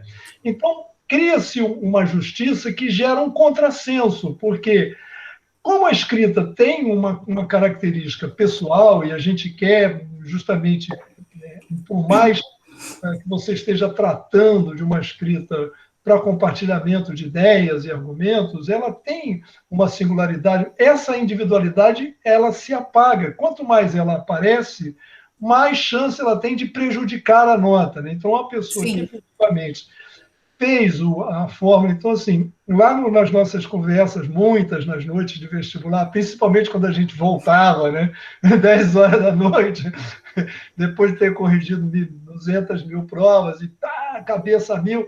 Assim, cara, no fundo, seria muito interessante se, em vez de fazer isso tudo, a gente chamasse 3 ou 2 professores que dessem a nota que a cabeça deles mandasse dar e vida que segue, né? Porque, assim, o que a gente faz, no fundo, é apagar inteiramente os nossos olhares na intenção, na ilusão de criar um olhar único. Ora, o olhar único é de ninguém para nada, né? Sobre coisa alguma. Isso, Não existe, exatamente. não existe, Não né, esse existe. olhar único. E a outra coisa que aconteceu também, isso eu vivi enormemente, quando eu entrei lá como avaliador, tinha uma visão, uma nota que era dada a partir de uma visão holística, né? Então, a banca lá de supervisão dizia, olha, você tem que olhar a coerência, a coesão, o termo, dizia os critérios, mas não dizia dê tanto para isso, dê tanto para aquilo, e principalmente não tinha descritor de nada. Tinha umas conversas, treinava lá, passa 3, 4 redações, e aí, deu quanto, então tá bem, e vamos, vida que segue. Quando a gente implantou a grade, e quanto mais a gente refinava a grade, mais a gente ficava com essa sensação de que a grade estava sendo bem aplicada, mas a nota final não era aquela que a gente daria. Quer dizer, você lê aquela redação, essa última aí, eu dei 600 para ela. Tá? É uma redação, né? Não sou contra nem a favor, muito antes pelo contrário, não influi, como diz, é uma redação absolutamente mediana. Quando a gente mediocridade não é pejorativa, ela é mediana. No entanto, ela conseguiu habilmente, né, com o esforço, obviamente, de toda essa preparação que tem para você conseguir o resultado sem que aquilo corresponda necessariamente a ter aprendido outras coisas. Você aprendeu a fazer aquilo, né? Isso. É como alguém que aprendeu a dar o saque, mas não aprendeu a jogar o vôlei. Mas a prova era só de saque, né? Então, assim, não sabe tomar decisões, ele não sabe fazer mais nada, mas ele sabe dar o saque. Então, assim, é interessante porque você, no vestibular do FRJ, acontecia o tempo inteiro. A gente, como supervisor geral, recebia... mas olha só, eu estou aqui em crise, porque essa redação vai ficar com a nota alta, mas eu acho que ela não é boa. Entende? Isso Sim. Que você mostrou. Né? Assim, A Marcela Gaião, uma colega minha do doutorado, escreveu aqui, eu não consegui ler tudo, mas ela pesquisa isso, né? Então, ela colocou aqui, né? A questão não é nem necessariamente ter critérios, porque, infelizmente, eles precisam existir, porque é uma prova classificatória. Enquanto a gente tiver o acesso à universidade sendo avaliado por um exame, esse exame precisa ter critérios. Isso, para mim, também é questionável. O problema é a gente levar isso para dentro das nossas salas de aula como o único gênero a ser trabalhado, né, de uma forma... Troca tudo por isso, né? Isso. Exatamente. O que interessa é o sucesso do aluno, é ele passar no Enem, e para ele passar no Enem, ele precisa ser eficiente nesse modelo. E aí as pessoas acabam acreditando, associando escrever bem a tirar nota alta no Enem. Eu queria muito, né, que as pessoas entendessem que isso... Eu quis tentar mostrar isso. Olha só, o Marcelo deu 600 para aquela redação, agora eu vou dormir feliz, porque eu dei 600 também, tá? Quando eu avaliei. Aquela redação é muito mediana, Marcelo. É muito mediana. Assim, tem um trabalho muito interessante que eu considero, assim, pelo menos nas minhas pesquisas, é um dos primeiros, se não for o primeiro, feito por uma colega brilhante, que nem você, assim, e era professora do Pedro II, que faleceu muito jovem, a Clementina Dias. Você falou dela para mim. Era uma avaliadora maravilhosa e tudo mais. E a dissertação de mestrado dela, orientada pela Maria Aparecida Lino, né, que está aí até hoje, acho eu, né, sim, tá.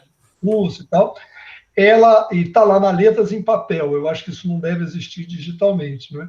Ela faz exatamente essa análise, ela pega a época que a gente dava de 0 a 5 na redação, ela exclui as redações 5 e pega as redações 3 e 4 e mostra como que elas têm enormes problemas de argumentação, desenvolvimento, mas não têm graves problemas de uso da nota. Para mostrar como é que o nosso olhar está muito enviesado, né? Isso é acho que essa dissertação é de 89, sei lá, tá?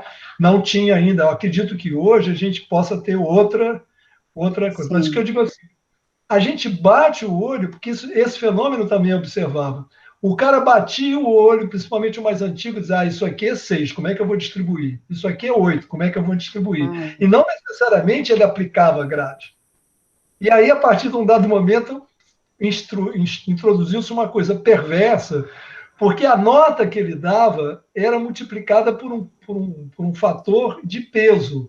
Portanto, se ele dava 1,5 para tudo, a nota final não era 1,5 vezes 5, né, que dá 7,5. Era uma outra coisa. Então, o cara ele achava que estava dando 7,5, mas a gente multiplicava. Mas eu achei... É muito complicado, a gente, né? Eu acho que a Desirê queria falar. Ela levantou a mão.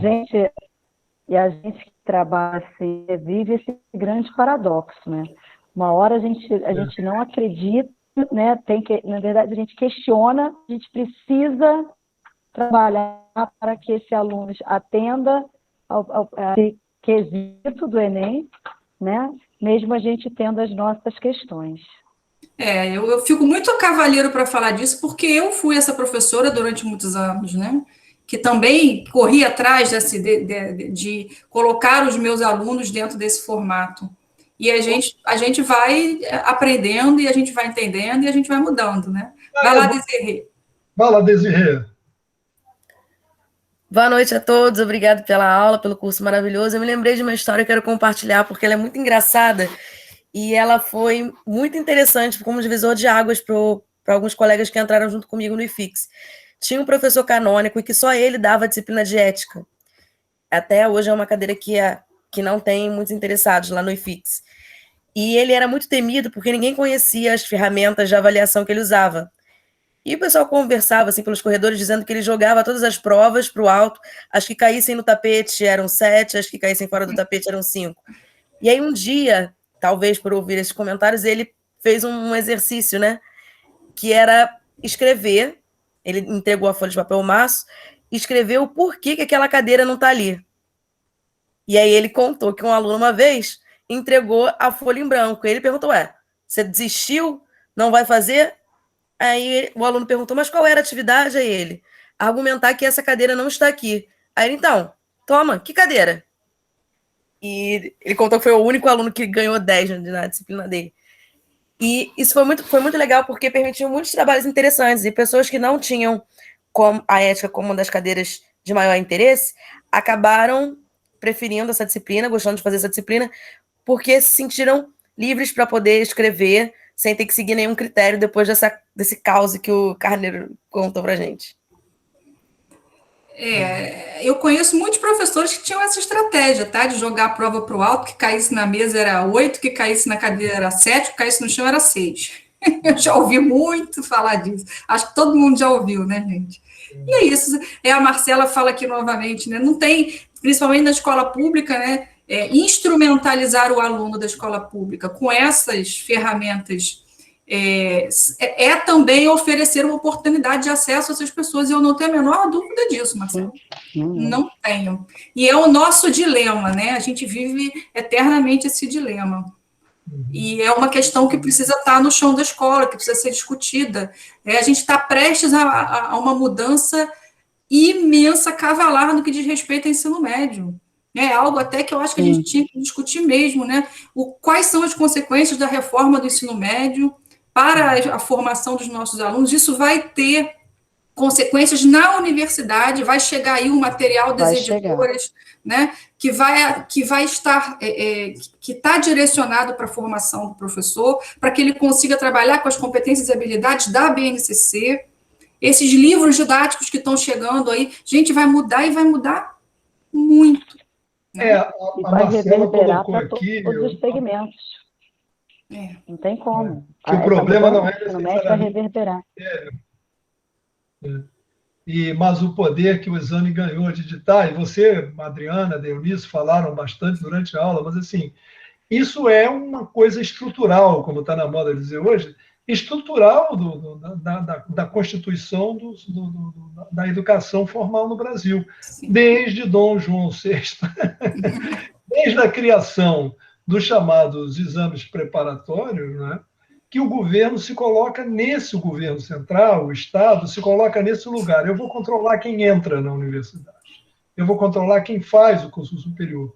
E desde então que existe essa indústria de preparar para passar nessa prova, que não chamava vestibular, só passa a chamar vestibular no início do século XX, não é?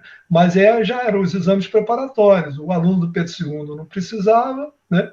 E os outros precisavam. Então, você tem lá comentários do pessoal da área de História da Educação, principalmente, o absurdo que era, as pessoas iam fazer prova em estados onde o exame era mais fácil, isso tudo que acontece até agora, só vai mudando e um nome, reinventando, né? O Enem, na sua primeira versão, era uma tentativa do governo de tentar olhar para trás e não para frente, olhar assim, o que está vindo antes deles chegarem no gargalo do vestibular. Isso. Então, ele era um exame, como vocês colocaram logo no início da aula, né?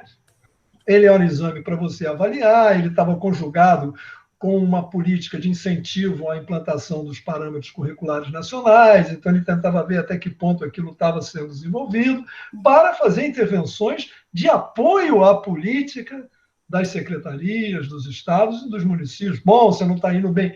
E ele se transforma numa outra coisa. Então, não poucos, o Luiz Otávio Langlois, que foi durante, 20 anos nosso coordenador na parte de estatística, controle gerencial e tal do Enem, que é um cara de matemática, olha, como é que você pega um exame que era com avaliação com relação a critério e ele passa a servir também com relação à norma? E a própria teoria de resposta ao item, né, que é o que ainda, que é uma coisa muito contestada. Então, no fundo, é o seguinte, a gente, ao valorizar a redação, na verdade, a gente valoriza uma outra coisa que não é aquilo, né, que a escrita pode ter, de fato, a gente falsifica as condições de produção. Né? Quem é que, na vida real, vai escrever um texto com autoria, repertório, né, legitimado por fontes em 1 hora sem poder consultar nada. Né? E sem saber sobre o que ia escrever. É uma situação artificial, ninguém faz isso, o professor não faz isso, o cara que fica sabendo do tema na hora, né, professor? Qualquer um de nós aqui, por mais proficiente que seja, vai ter dificuldade para fazer aquilo. Eu digo para os meus alunos que eles são grandes heróis, porque fazer 90 questões, né, depois fazer aquela redação com todas essas características, gente, isso é algo da ordem do... né, incompreensível. Então, por isso, sim, eu tenho uma grande admiração também pelo vestibular da UERJ, porque a gente tem uma prova, né, eles sabem mais ou menos sobre o que eles vão falar, tem um livro para ser lido, a construção do modelo de avaliação caminha em outra direção, é uma prova em que eles podem, inclusive, o Enem, ele caminha, assim, ele conduz, não, olha só, de 1.500 redações que você corrige no Enem, não tem uma que fale de uma coisa que não seja aquilo ali. Todo mundo fala a mesma coisa. É mais do mesmo, é o tempo inteiro mais do mesmo, né? Não tem possibilidade de você não concordar. Aquilo já está muito encaminhado, a opinião está muito encaminhada, né? Quando eles vêm, a gente até sabe quando vem, de onde vem, inclusive, o aluno, né? Porque eles usam os mesmos elementos coesivos, eles usam as mesmas, a mesma estrutura, quer dizer, a gente só fica ali variações sobre o mesmo tema. Na entrevista que eu dei quando eu lancei esse livro da redação, eu falei que vai vender em spray no supermercado. Olha, está aqui tua redação. Qual é o tema? Escassez de água no planeta. Pronto, está aqui. né? Pode levar. Então, assim, sabe, porque as pessoas vêm com o famoso nariz de cera, né? Uma coisa antiquíssima, não foi inventada agora. Você vem com o texto que serve para qualquer coisa, você vem com as fontes que você pode, com as quais você pode legitimar, né, seu argumento de autoridade, mas é uma coisa absolutamente falsa, né? Não... Aí é aquilo. A questão é, nosso grande dilema dentro da sala de aula, como ensinar isso, porque o aluno precisa saber. Não tem como passar para uma universidade sem saber. Agora, como ensinar isso, né, como encontrar dentro do espaço da escola o verdadeiro local disso, né? Qual é o lugar disso e qual é a dimensão disso que isso precisa tomar nas nossas práticas de ensino. Né? Como instrumentalizar o meu aluno, mas ao mesmo tempo, olha só, vamos escrever outras coisas, vamos ler outras coisas, e aí sim a gente pode conseguir chegar a um lugar que privilegie, né, o ensino da escrita de verdade, né, formar esse aluno para que ele tenha condições de escrever fora da escola e não somente o gênero que repercute tanto, que é a redação escolar, que é a redação do Enem. Eu acho que é muito por aí. Muito bem. Gente, a gente vai ter que interromper aqui, que já estourou um tempinho. Eu dou 5 minutos para começar e 5 minutos para... Isso, já estamos nesses 5 minutos. Já estamos aí, tem que fazer o pessoal da organização, da equipe aí do apoio, eles têm sempre algum aviso, não sei se eles querem dar algum aviso, se a gente pode encerrar agora. Caio, estou vendo que ele abriu ali a câmera, acho que ele quer dar um aviso. Não, só em nome dos... Tinha mais uma pergunta da Amanda, mas eu creio que as horas já estão avançadas, não vai dar para a gente analisá-la. No mais, só em nome da equipe, agradecer a presença das palestrantes, de todos os cursistas, e informá-los que nós teremos um novo encontro na semana que vem, às 18h30. Exatamente isso, somente agradecer a todos pela presença. A pergunta da Amanda, né, é essa aqui: você acredita que há um preconceito linguístico referente à escrita da Carolina? Não, professor. Era sobre uma possibilidade de recurso pelo aluno lesado com a redação do Enem para que essa redação fosse corrigida novamente. Não existe. Não existe. Infelizmente, não existe. Ok. Olha, eu queria agradecer muito a todo mundo que tornou possível esse encontro, né? Os que prepararam, os que desenvolveram, os que participaram, né? E convidar para o nosso próximo, que vai ser dia 13. Dia 13, né? Semana que vem, tá bom? Então a gente está no finzinho, mas tá bom, né? Parabenizar a Eunice e a Adriana pela ótima aula, né? Não foi uma surpresa para mim, mas é sempre bom.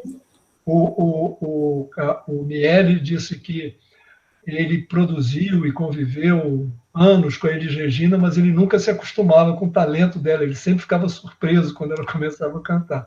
Então, é isso que acontece também, a gente convive com as pessoas, não, fulano é ótimo, mas quando a gente vê de novo que a pessoa é ótima, poxa, fulano é ótimo, né? Como se você estivesse descobrindo aquilo pela primeira vez, o que é sempre bom, né?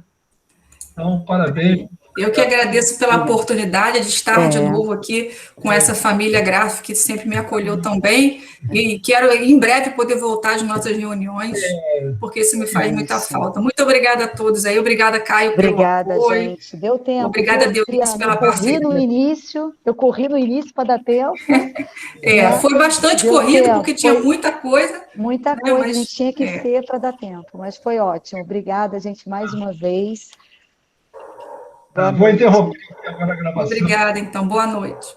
Tchau, pessoal. Tchau. Boa semana para todos. Tchau. Boa noite, foi ótimo, parabéns. Boa noite, obrigada.